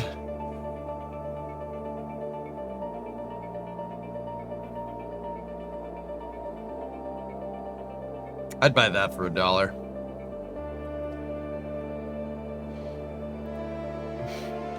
Audrey, why you gotta show me this?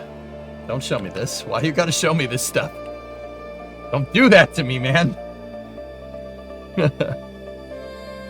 Discovery, go and throttle up. Not a J2X, but it'll do. Will your HOA allow that in the front yard? HOA? I don't know. I live in the woods, dude. There ain't no HOA around here. Discovery, go and throttle up.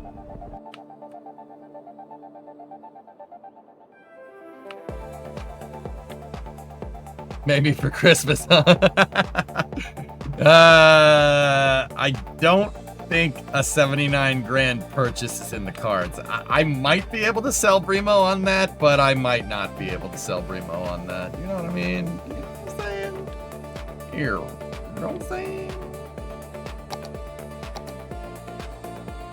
Gillies, 55-month resub. Thank you. That'd be so awesome, right, Shark? I know, dude. Ugh. It's an H1, so that was an H1 engine. Rocketdyne H1. They used that on... So that was used on Thor missiles, Thor Able, Thor Delta, Saturn 1, Saturn 1B,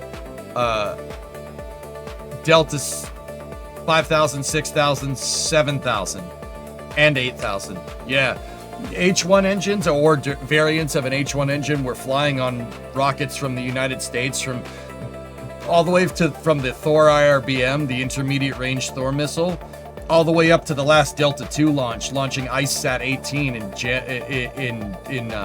or not IceSat, IceSat 2 in 2018. Yeah, those are cool engines. They were used for a very long time. They did rename them over time though. RS-27. That's what the original name was. Now that was an H1. That was an H1 motor. That's Apollo program vintage, which is pretty cool. That's pretty neat.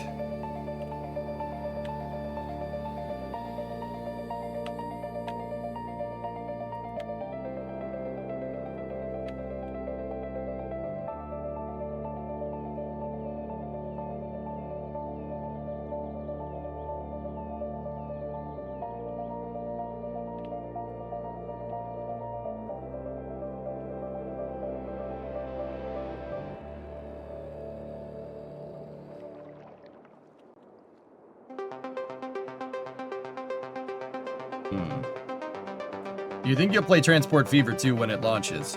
Oh, I don't know. Maybe.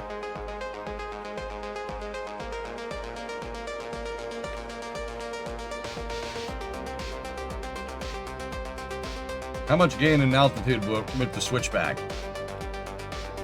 Well, we started at... So, that's sea level. 10 meters above sea level. We started about 20 meters above sea level. And the next segment will bring us 10, 20, 30, 40, 50, 60, 70 meters above sea level. Trains, baby. I gotta say, watching you grade it is like zen.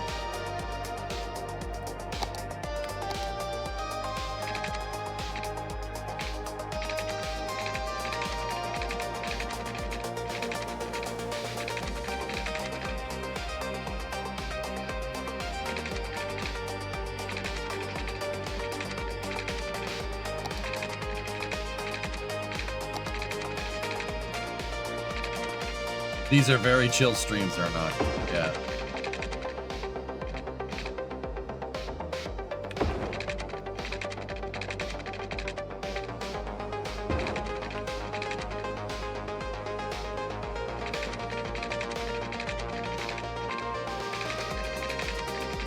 Discovery, go and throttle up.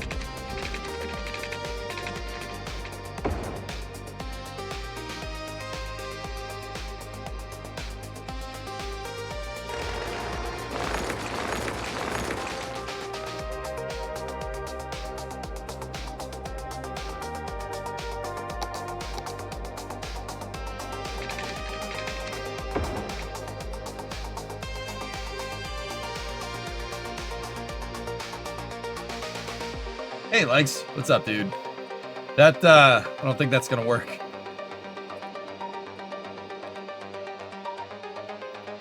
Alright, 1, 2, 3, 4.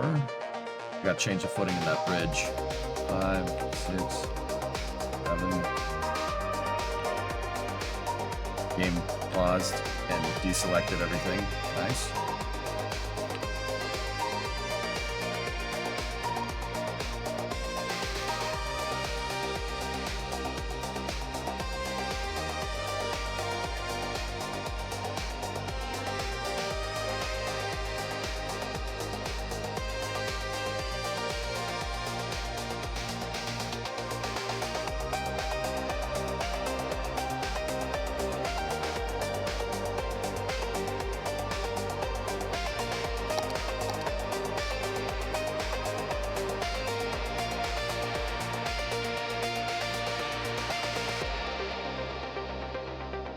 Let's, we're a couple segments short of, the 23, so.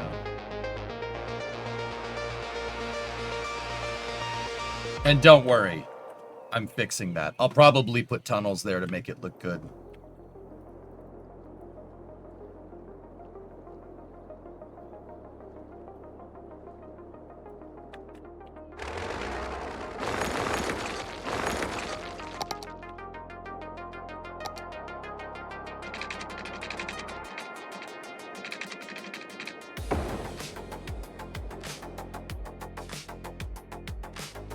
Okay, let's go again.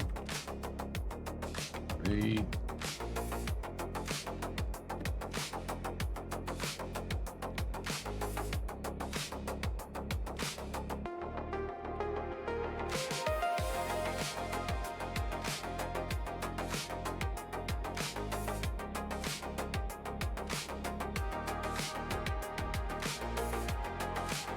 And now we slope it.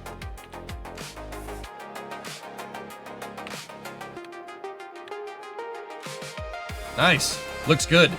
But that's obviously an issue. But the cool part is that we can tunnel this baby. No problem. We're going to have to actually add terrain there. And, yeah. This one we could probably get away with not doing anything. So we could just cut it and blast. We may have to blast.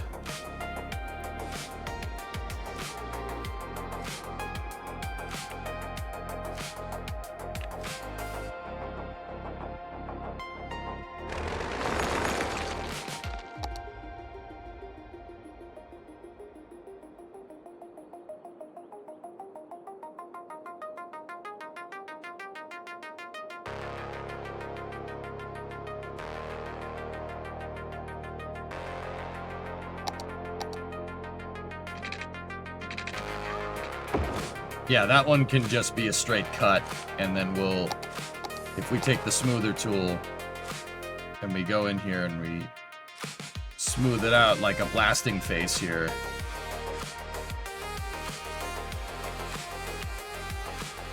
Yeah, you might want to worry about, like, falling rocks or something. Now let's go back over here, and we'll hit this with the smoother tool. We're going to make a tunnel portal here.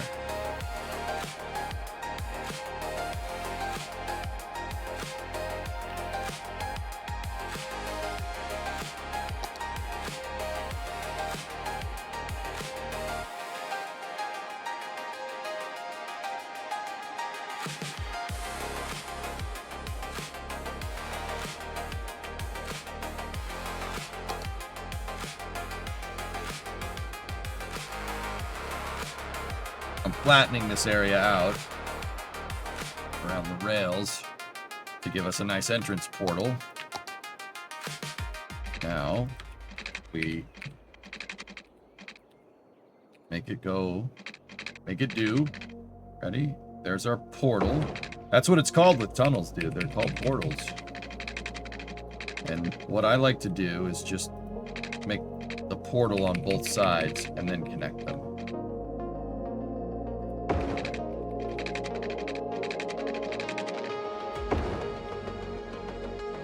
But see, those might be a little bit out of whack. So let's go back into our Move It tool. right? And what we do...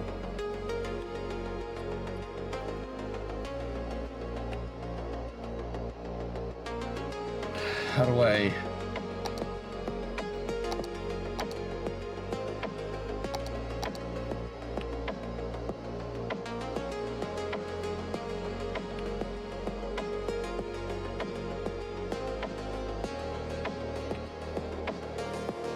There was a way to do this. I don't remember.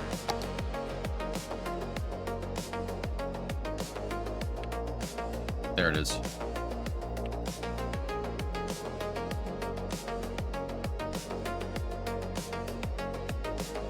Yeah, you got to look at these from a very specific angle. All right, so here's what we do. Get out of this for a second. We got to pick that node, right? And then we got to go underground to the next town. Go here. Here. Here. Here. Go out of underground mode. And then go here. And then, if we slope this... That should make it nice and flat. Yes! Yeah, baby! That's what I've been waiting for! That's what it's all about!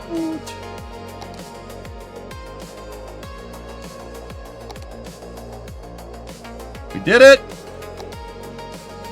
We did it! The son of a gun did it!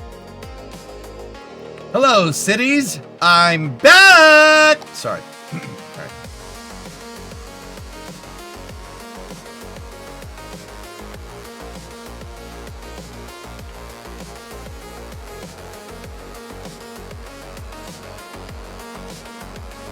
Can you make a avalanche gallery? What do you mean? Hey, why the heck not? What's up? Hope you and your family are well. Yeah, we're getting there, dude. Haven't seen Skylines in ages, but bringing back traffic PTSD is yeah. Oh, it's bringing back traffic PTSD. Sorry.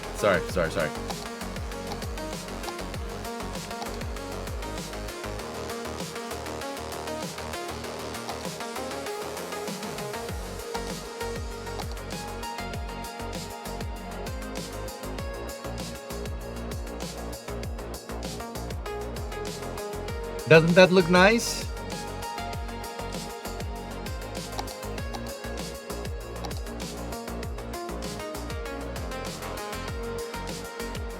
Are you gonna fly a train into an alien mothership now? Yes. You just gotta let me lay the tracks first.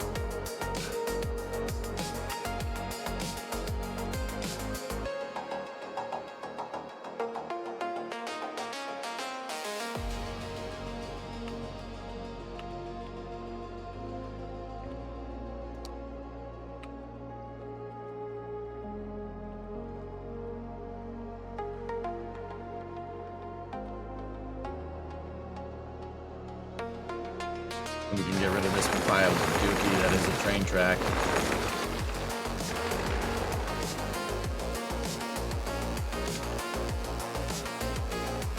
Duty! What was that, Fluffy? You here? Oh no, not Mike McDoodoo! Freaking coach of the Dolphins. Oh no, it's Mike McDoodoo! No, he's terrible. No, not Mike McDoodoo.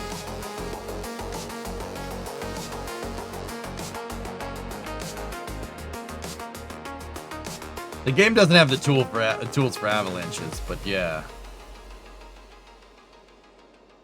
One more switchback, bro. I swear. Yeah. No, just one more slope with the train, bro. Please, just one more slope, bro. It'll be good, man. It'll be good. Is this the Grand Johnson Railroad? No, it's the Big Grand Johnson Railroad.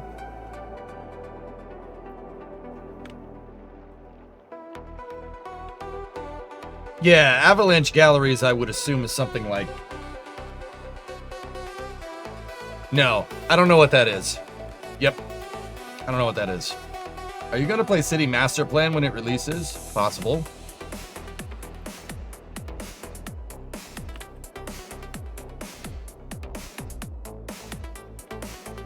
Yeah, the BJRR for short.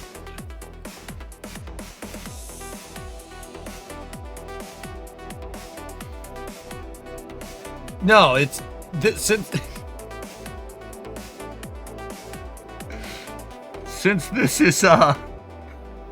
this was Jack's city first, and I'm EJ, and I'm running it now. We have to name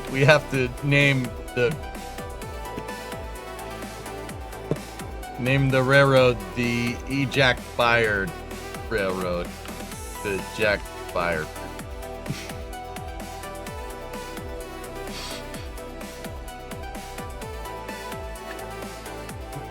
Yeah. Sorry. my fault. Stay Puft Marshmallow Man moment. It just popped in there. Just popped in there. I couldn't help it. I just used to roast Stay Puft marshmallows up at camp.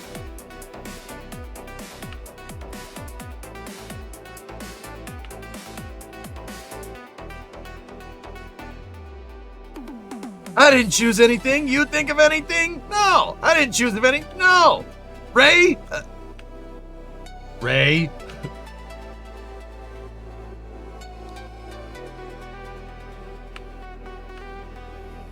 What just popped it? Don't worry about it, Dom. I'll tell you when you're older. Independence Day. You got it, man. Yes.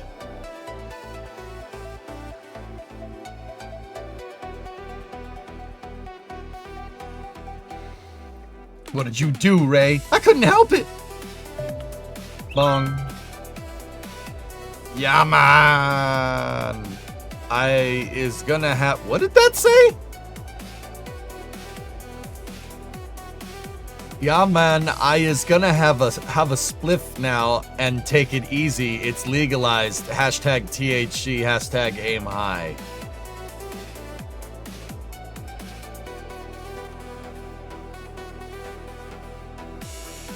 Where's the policies menu? Where's the policies?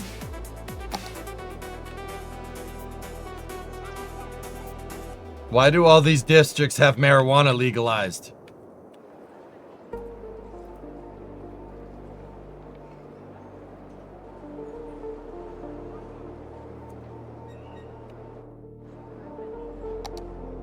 That's,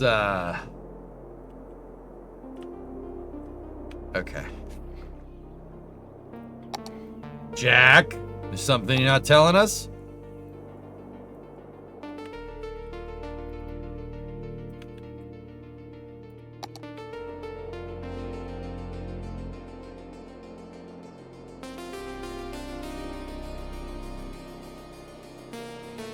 Why not keep it legal? You can tax it.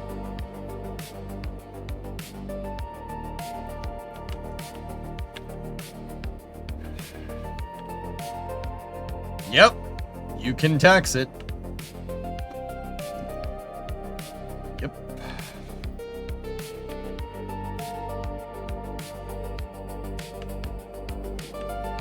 Puff out your chest and say it.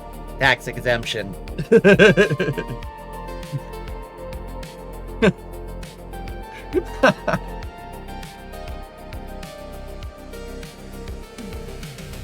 I don't think I'm ready to work, Mr. Krabs. I can't do anything right because pickles.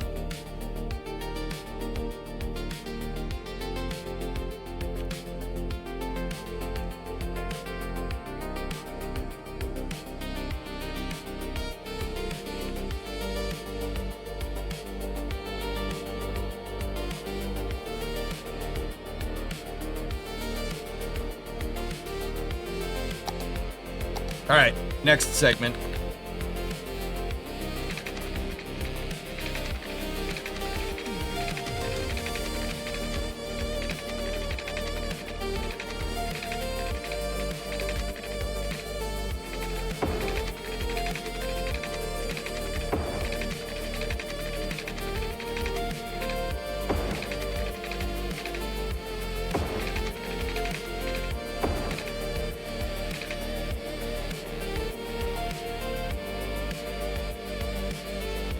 Oh yeah, this is fine.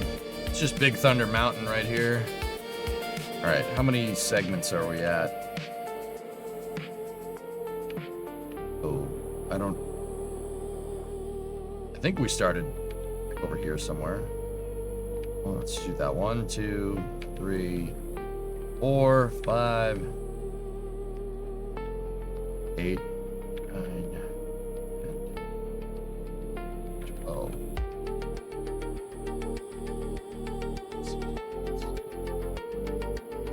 19, 20, 21.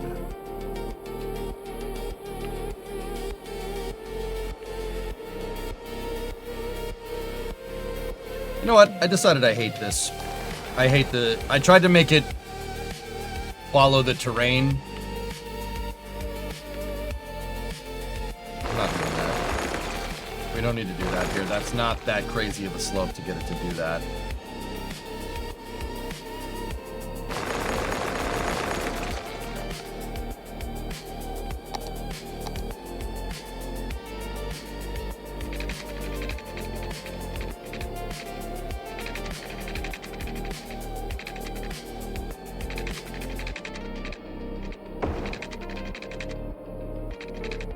And I'd prefer it kind of go out here a little ways so we can get it around this corner without making some crazy tight corners. Nice surf liner. Yeah. Thanks, man. All right, 1, 2, 3, 5, 9, 11, 12, 16. 17, 18, 19, 20.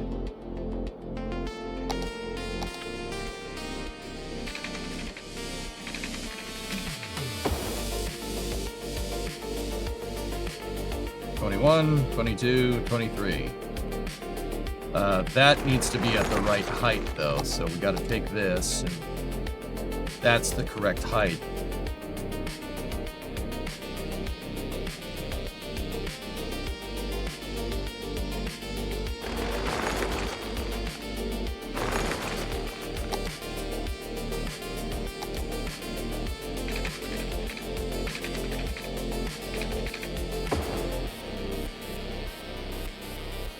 So about that amazing GP at Monaco this weekend, are you excited? No. No, I am not. I have not watched Formula One since the first race. Yeah. First race this season was the last one I watched. I don't even remember what track it was.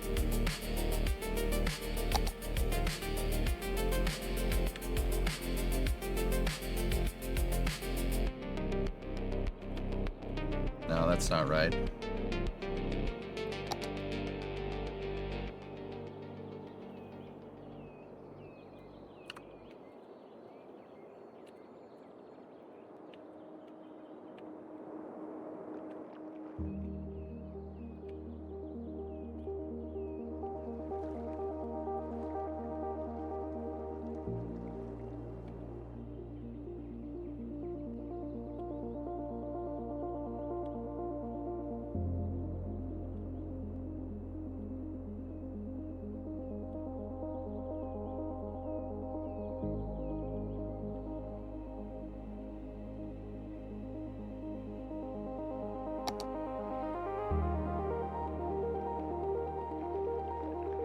Nice.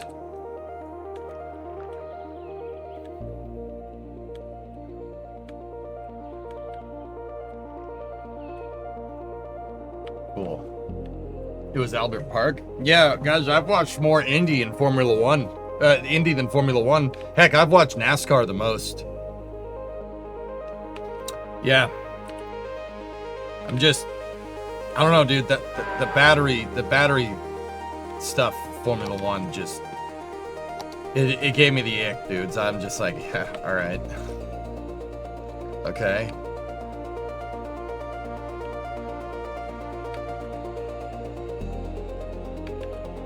I'm just, you know, we've always said like where does it end with the regulations and, you know, the battery tech and the smaller power plants, etc., etc. It just, I think I hit my level of tolerance. And I'm like my tolerance threshold was exceeded. I'm just like, I don't care anymore. Yeah. I mean, don't get me wrong. I'm not hating by any means. And I'll still get the results and stuff, but I don't know. Oh boy. Battery management.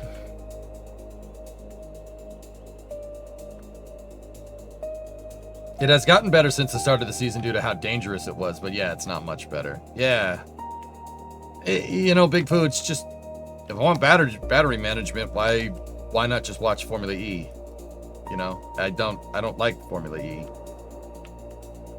But reason why is because I don't like battery management. That's dumb.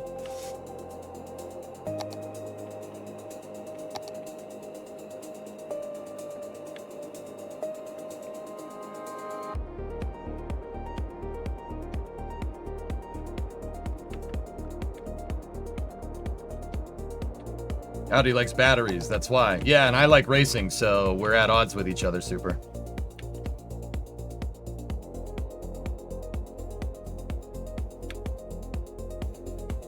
I like a good racing spectacle. If they, you know, I'm the guy who likes good racing. They must be the other guy.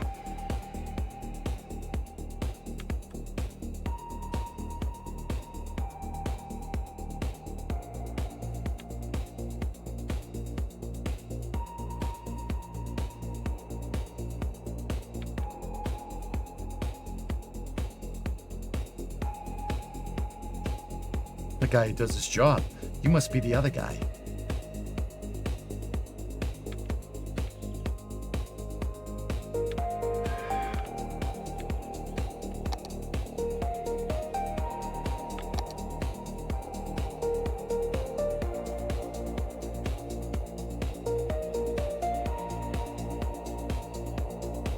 Yeah, like I said, if you like Formula One, you're watching this.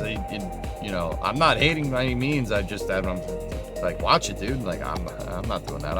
I'll wait for the results. You know what I'm saying?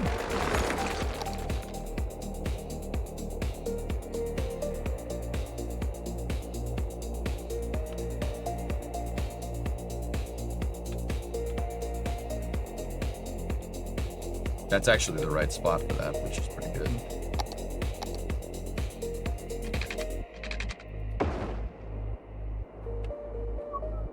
Look at that. That's awesome. Let's quick save. That is the Big Johnson loop. Yeah.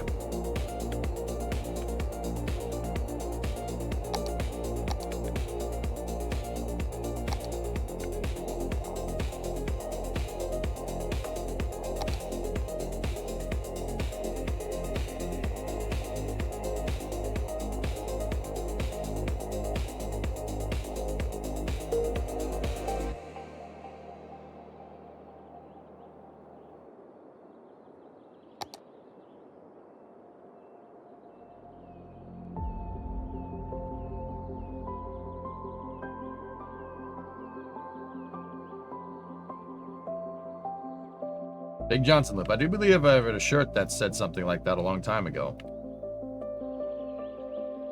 Right. Alright, so the next step up is another 10 meters. Probably gonna be over here somewhere. Oh,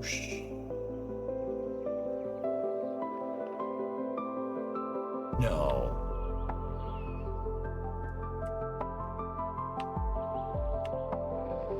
Where is it over here? Oh, okay, good. All right, I did estimate correctly. Holy crap, that scared the balls out of me for a second. I'm like, there's no way. I'm not making the train track go all the way up to here. It'll go into a tunnel. Right here. I mean, we could do a cut, but having a tunnel pop out like right here, I think is much better.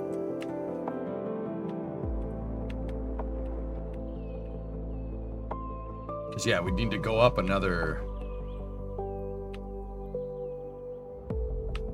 Hold on.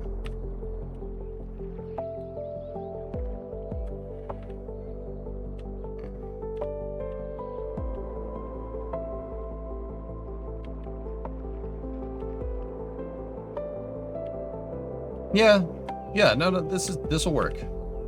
We'd have to go up like another 40 meters. I'm not doing that. Train doesn't need to go up there. There's nothing up there for the train to get to, because it just gets to the peak right here and then it just goes down. See, like the current terrain step that I was at right here, dudes, that is that. That's that level right there.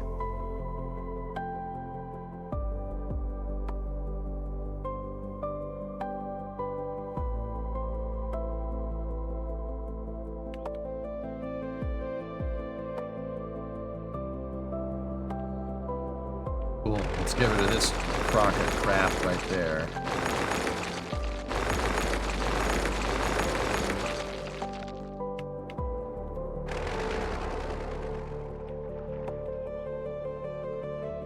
EJ, completely off topic question. Are you going to try to get the IPO shares of SpaceX that goes public on the 12th? Yes. Yeah, I will. Buck, there was actually a huge SpaceX had an info dump on their IPO today. That's right. We have a lot to talk about for space news here, so I'm just gonna finish the tracks, get them to get the right of way to right here, and yeah, we got yeah. I don't know how big of an info dump it is, but it's pretty big from what I've seen.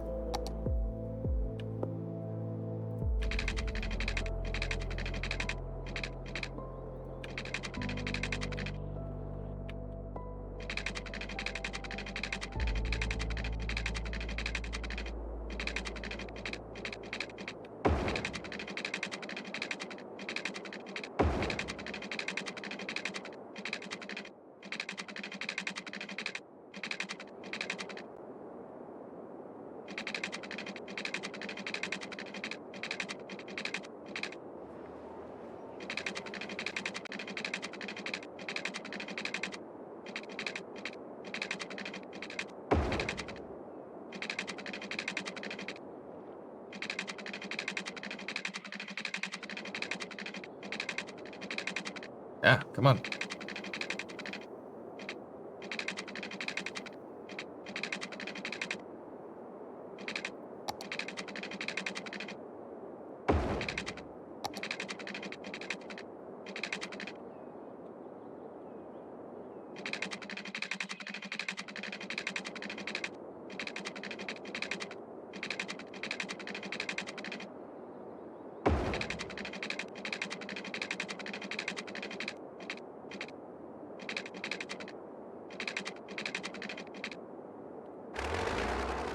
Gonna need to move these rocks out of the way. Move them over there. Just pretend I had a dump truck and I did that, okay? Just pretend, you know, as a treat.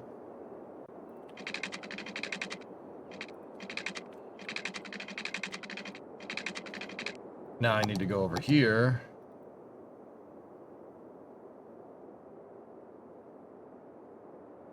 Like this and flatten this out, and then we'll get one portal tunnel here.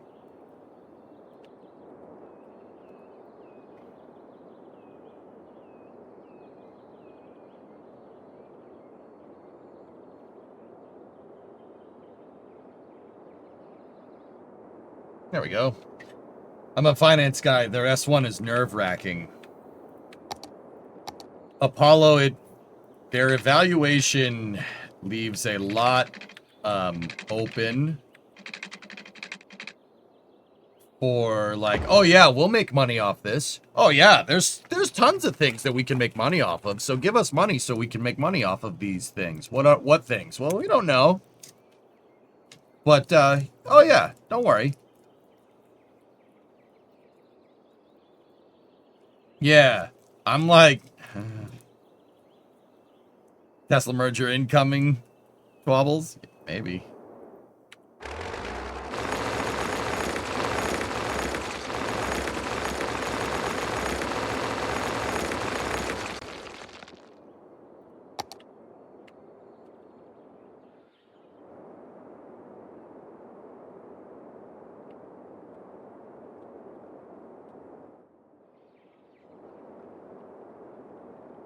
Tunage.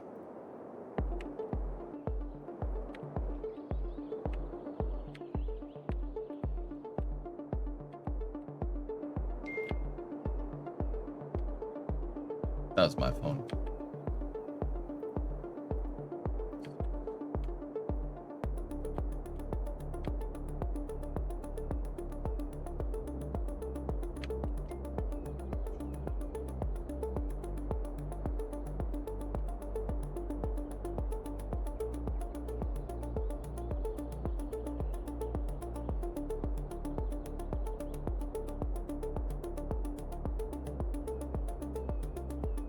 Oh, perfect. And slope it. Yeah.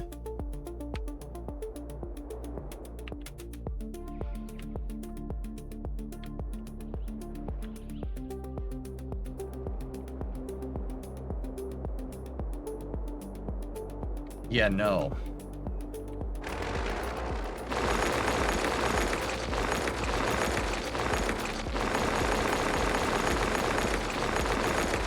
Yeah. Nah.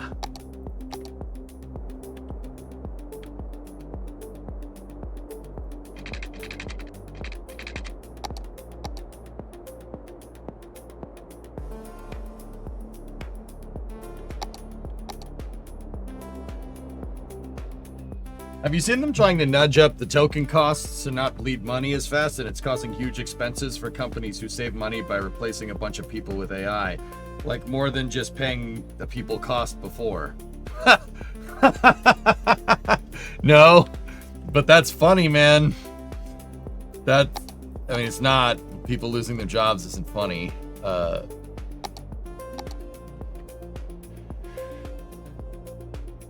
Just, yeah. I have thoughts. I won't say nothing.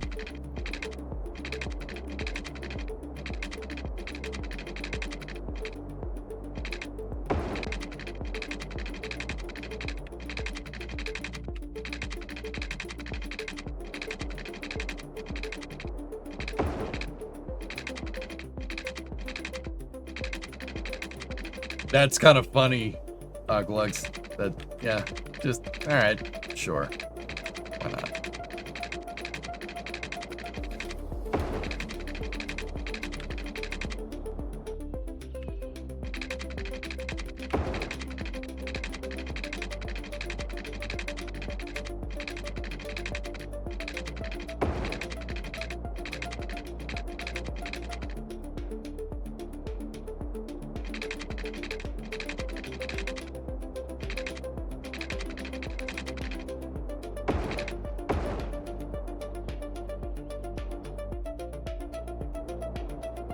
All right, let's see how that looks.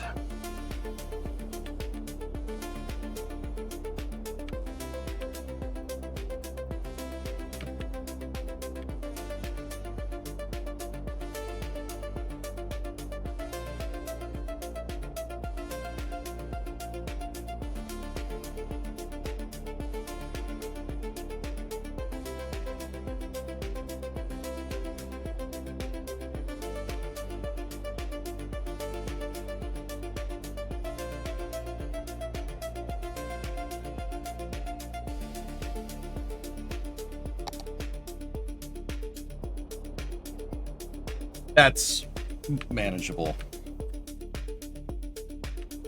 Way more manageable. Actually, dudes, I am almost thinking make the tracks go here and put the tunnel portal right there and then have it go underneath this mountain. I wanted to keep it in the low point, but honestly, I'm thinking over here is probably a better solution. We can move the rocks again.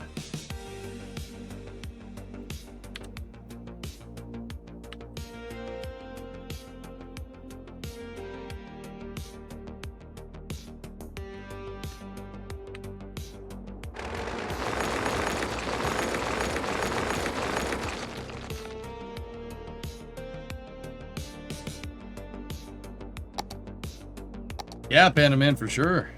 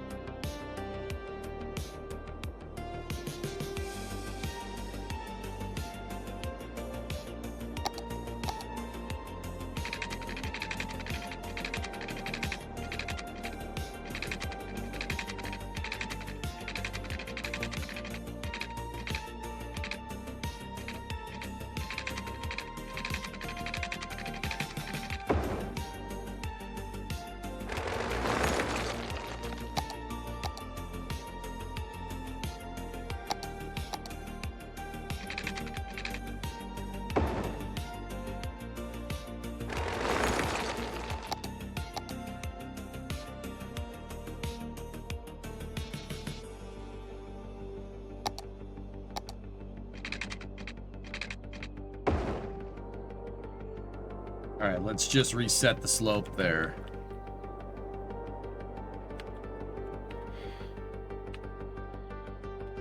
I do believe we were like right here. 1, 2, 3.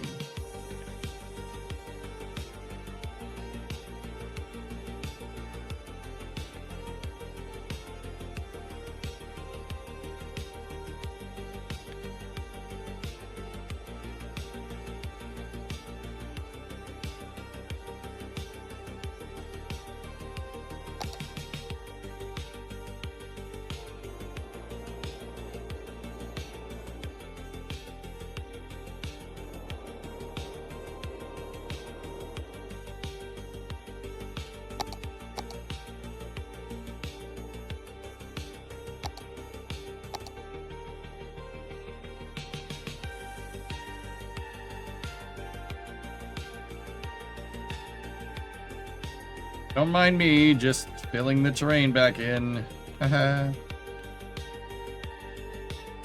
It's real steep though, right?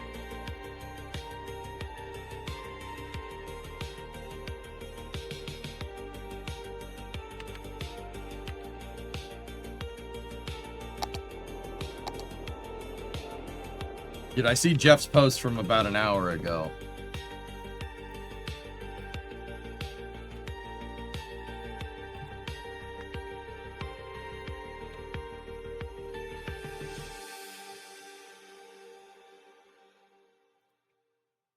One week later, incredible progress. It's a 24/7 operation with a solid path forward to launch this year, helped by a lot of luck.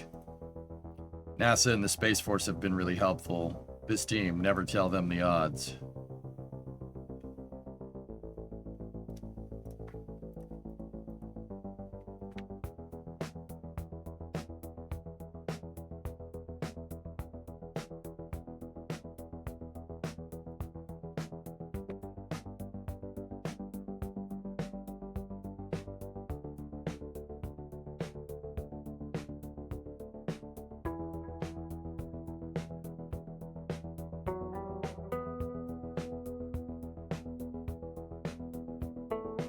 That doesn't say caution, that says cuidado.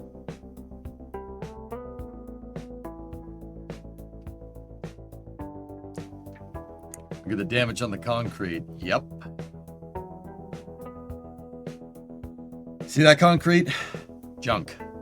You're gonna have to report. Now, how far down? Don't know. This is junk. That's no good. Concrete shouldn't look like sand. That's bad. It's probably because it got superheated because a rocket blew up behind that dude's head.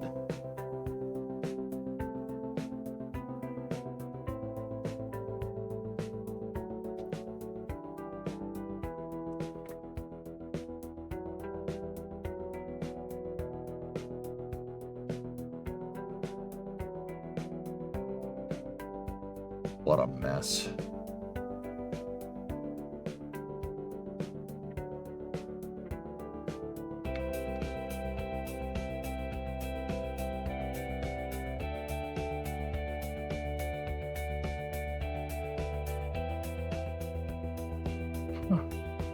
Crazy.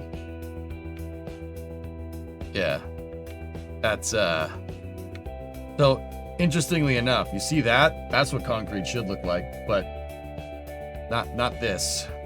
This is bad.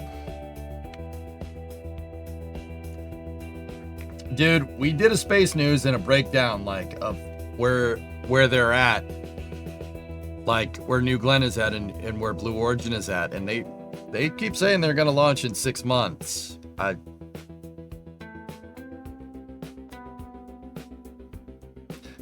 would like to see that. Yeah, I would like to see that. That spall not gouged out by an impact. Yep.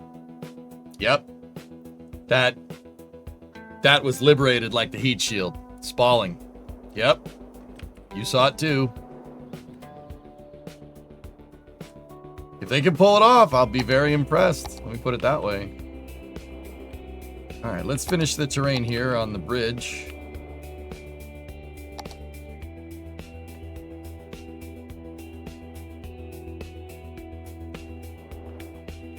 or on the Big Johnson Viaduct.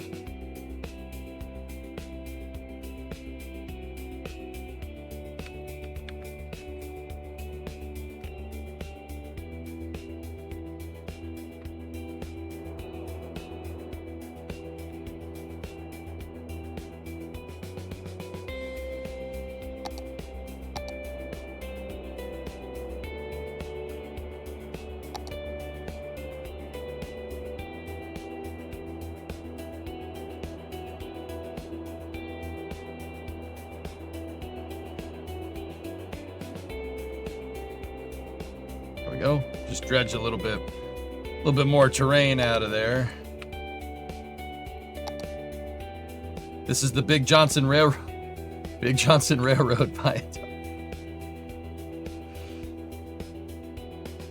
You know?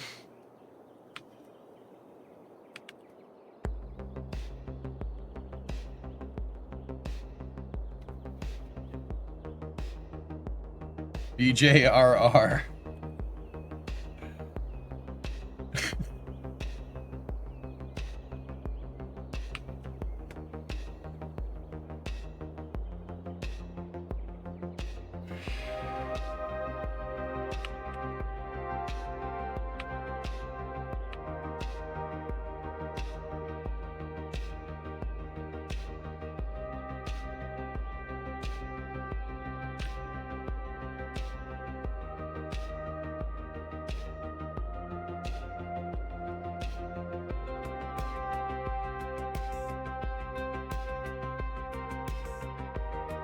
Enormous. Yeah, it's...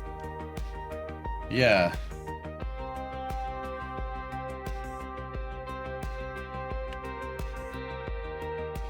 I don't know if they would backfill like this in real life. The track would probably kind of loop in here to avoid years of backfilling this, but, you know, whatever. This is alright.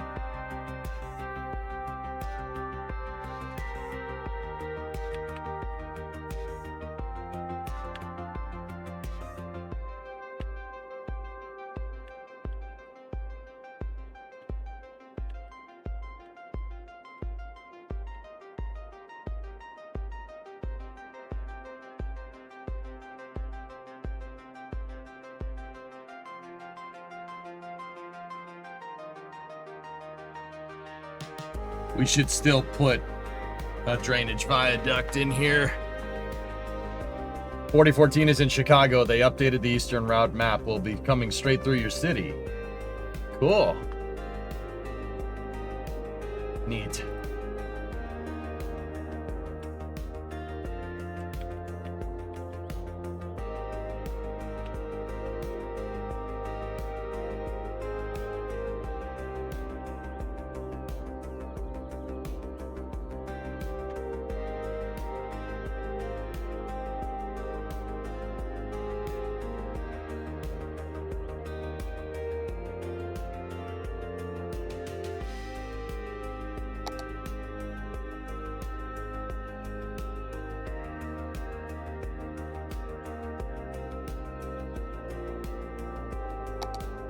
That should give me some terrain to work with.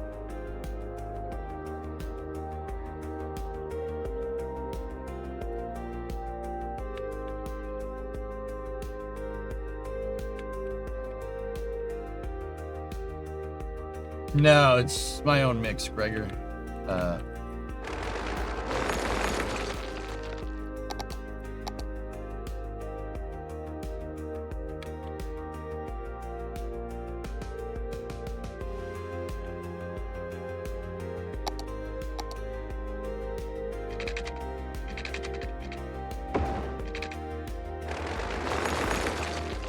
Sounds good. Right on, man.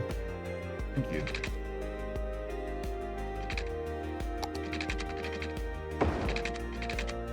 It's not actually like my own mix. This is AI music.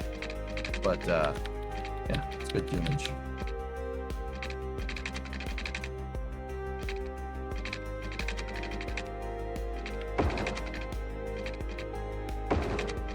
Ooh, drizzle it up. Hell yeah.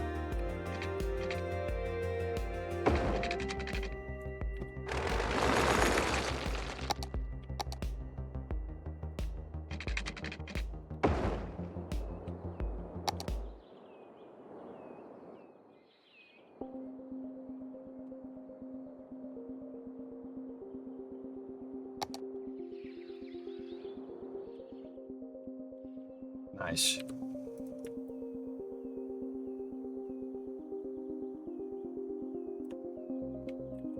know what? I like that just the way it is.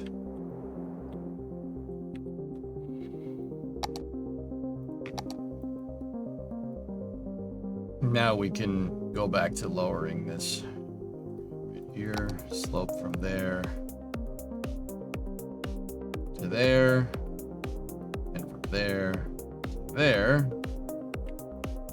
And then just smooth this out. There we go. Nice. Now that, see, that looks better. I like that.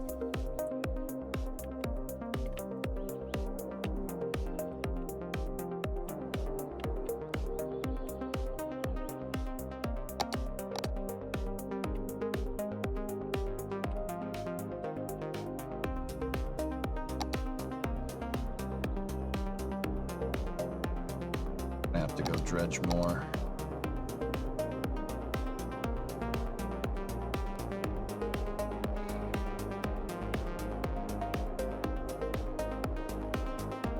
There we go. Coastal erosion? Ah, don't worry about that. It's fine.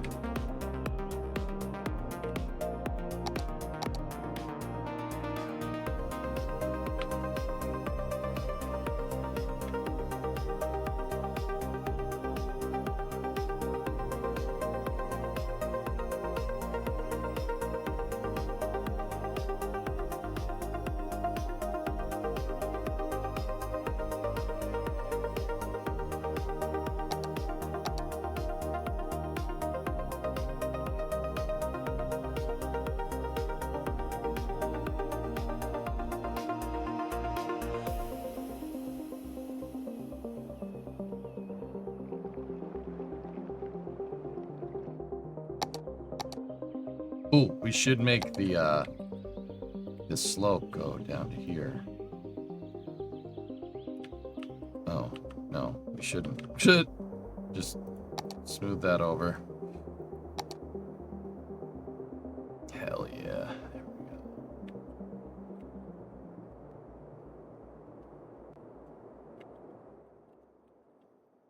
Water should drain down into that culvert over there and then. Cool. Cool. We are on our way to making rail lines that don't suck.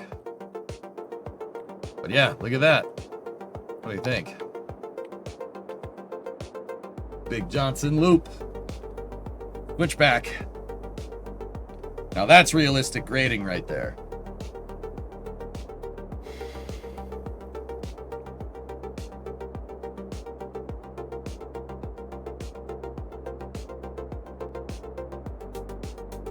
It actually does look good. I'm pretty happy with that. They're gonna launch New Shepard in 6 months. Yeah, right.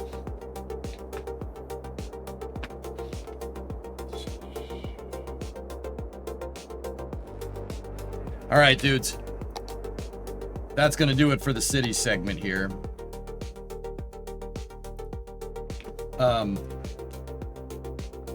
How many miles is that track? I don't know, probably 4 or 5 miles. But the trains can go faster on it, dude. That's the thing.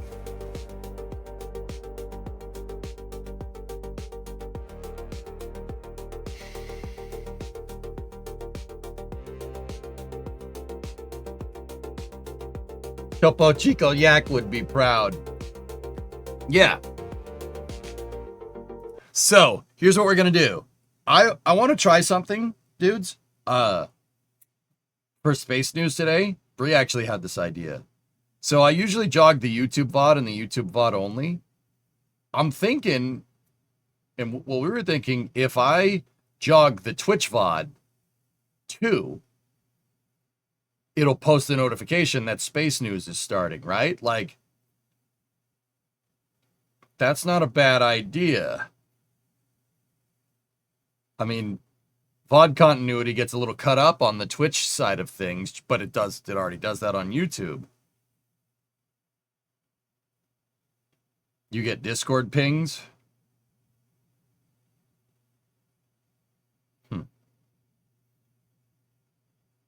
Well, we'll see. We do?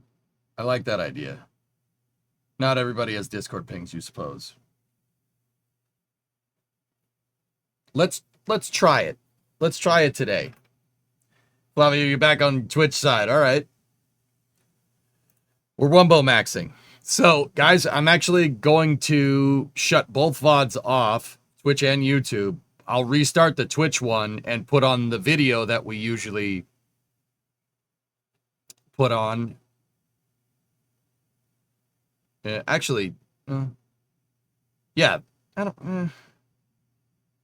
No one watches the VODs on Twitch. It's terrible anyway. It really is compared to YouTube. It's Discovery, really bad. go at Hey, throttle. Bob. Merry Subiversary. May your cars race and your track be tarmac. It's just how it's meant to be. Oh, yes, old boy. Thank you very much.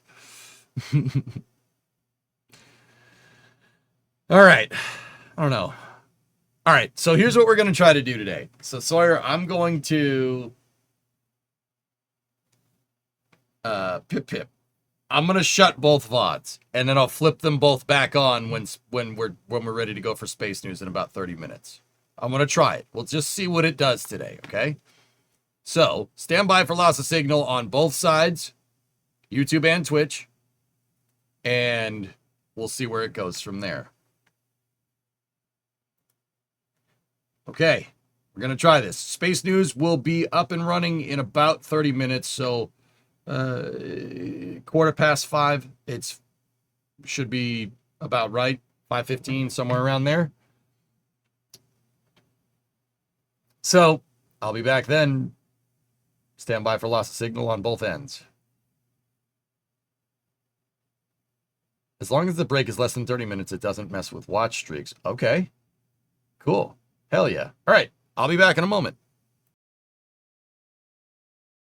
Thank you very much for watching.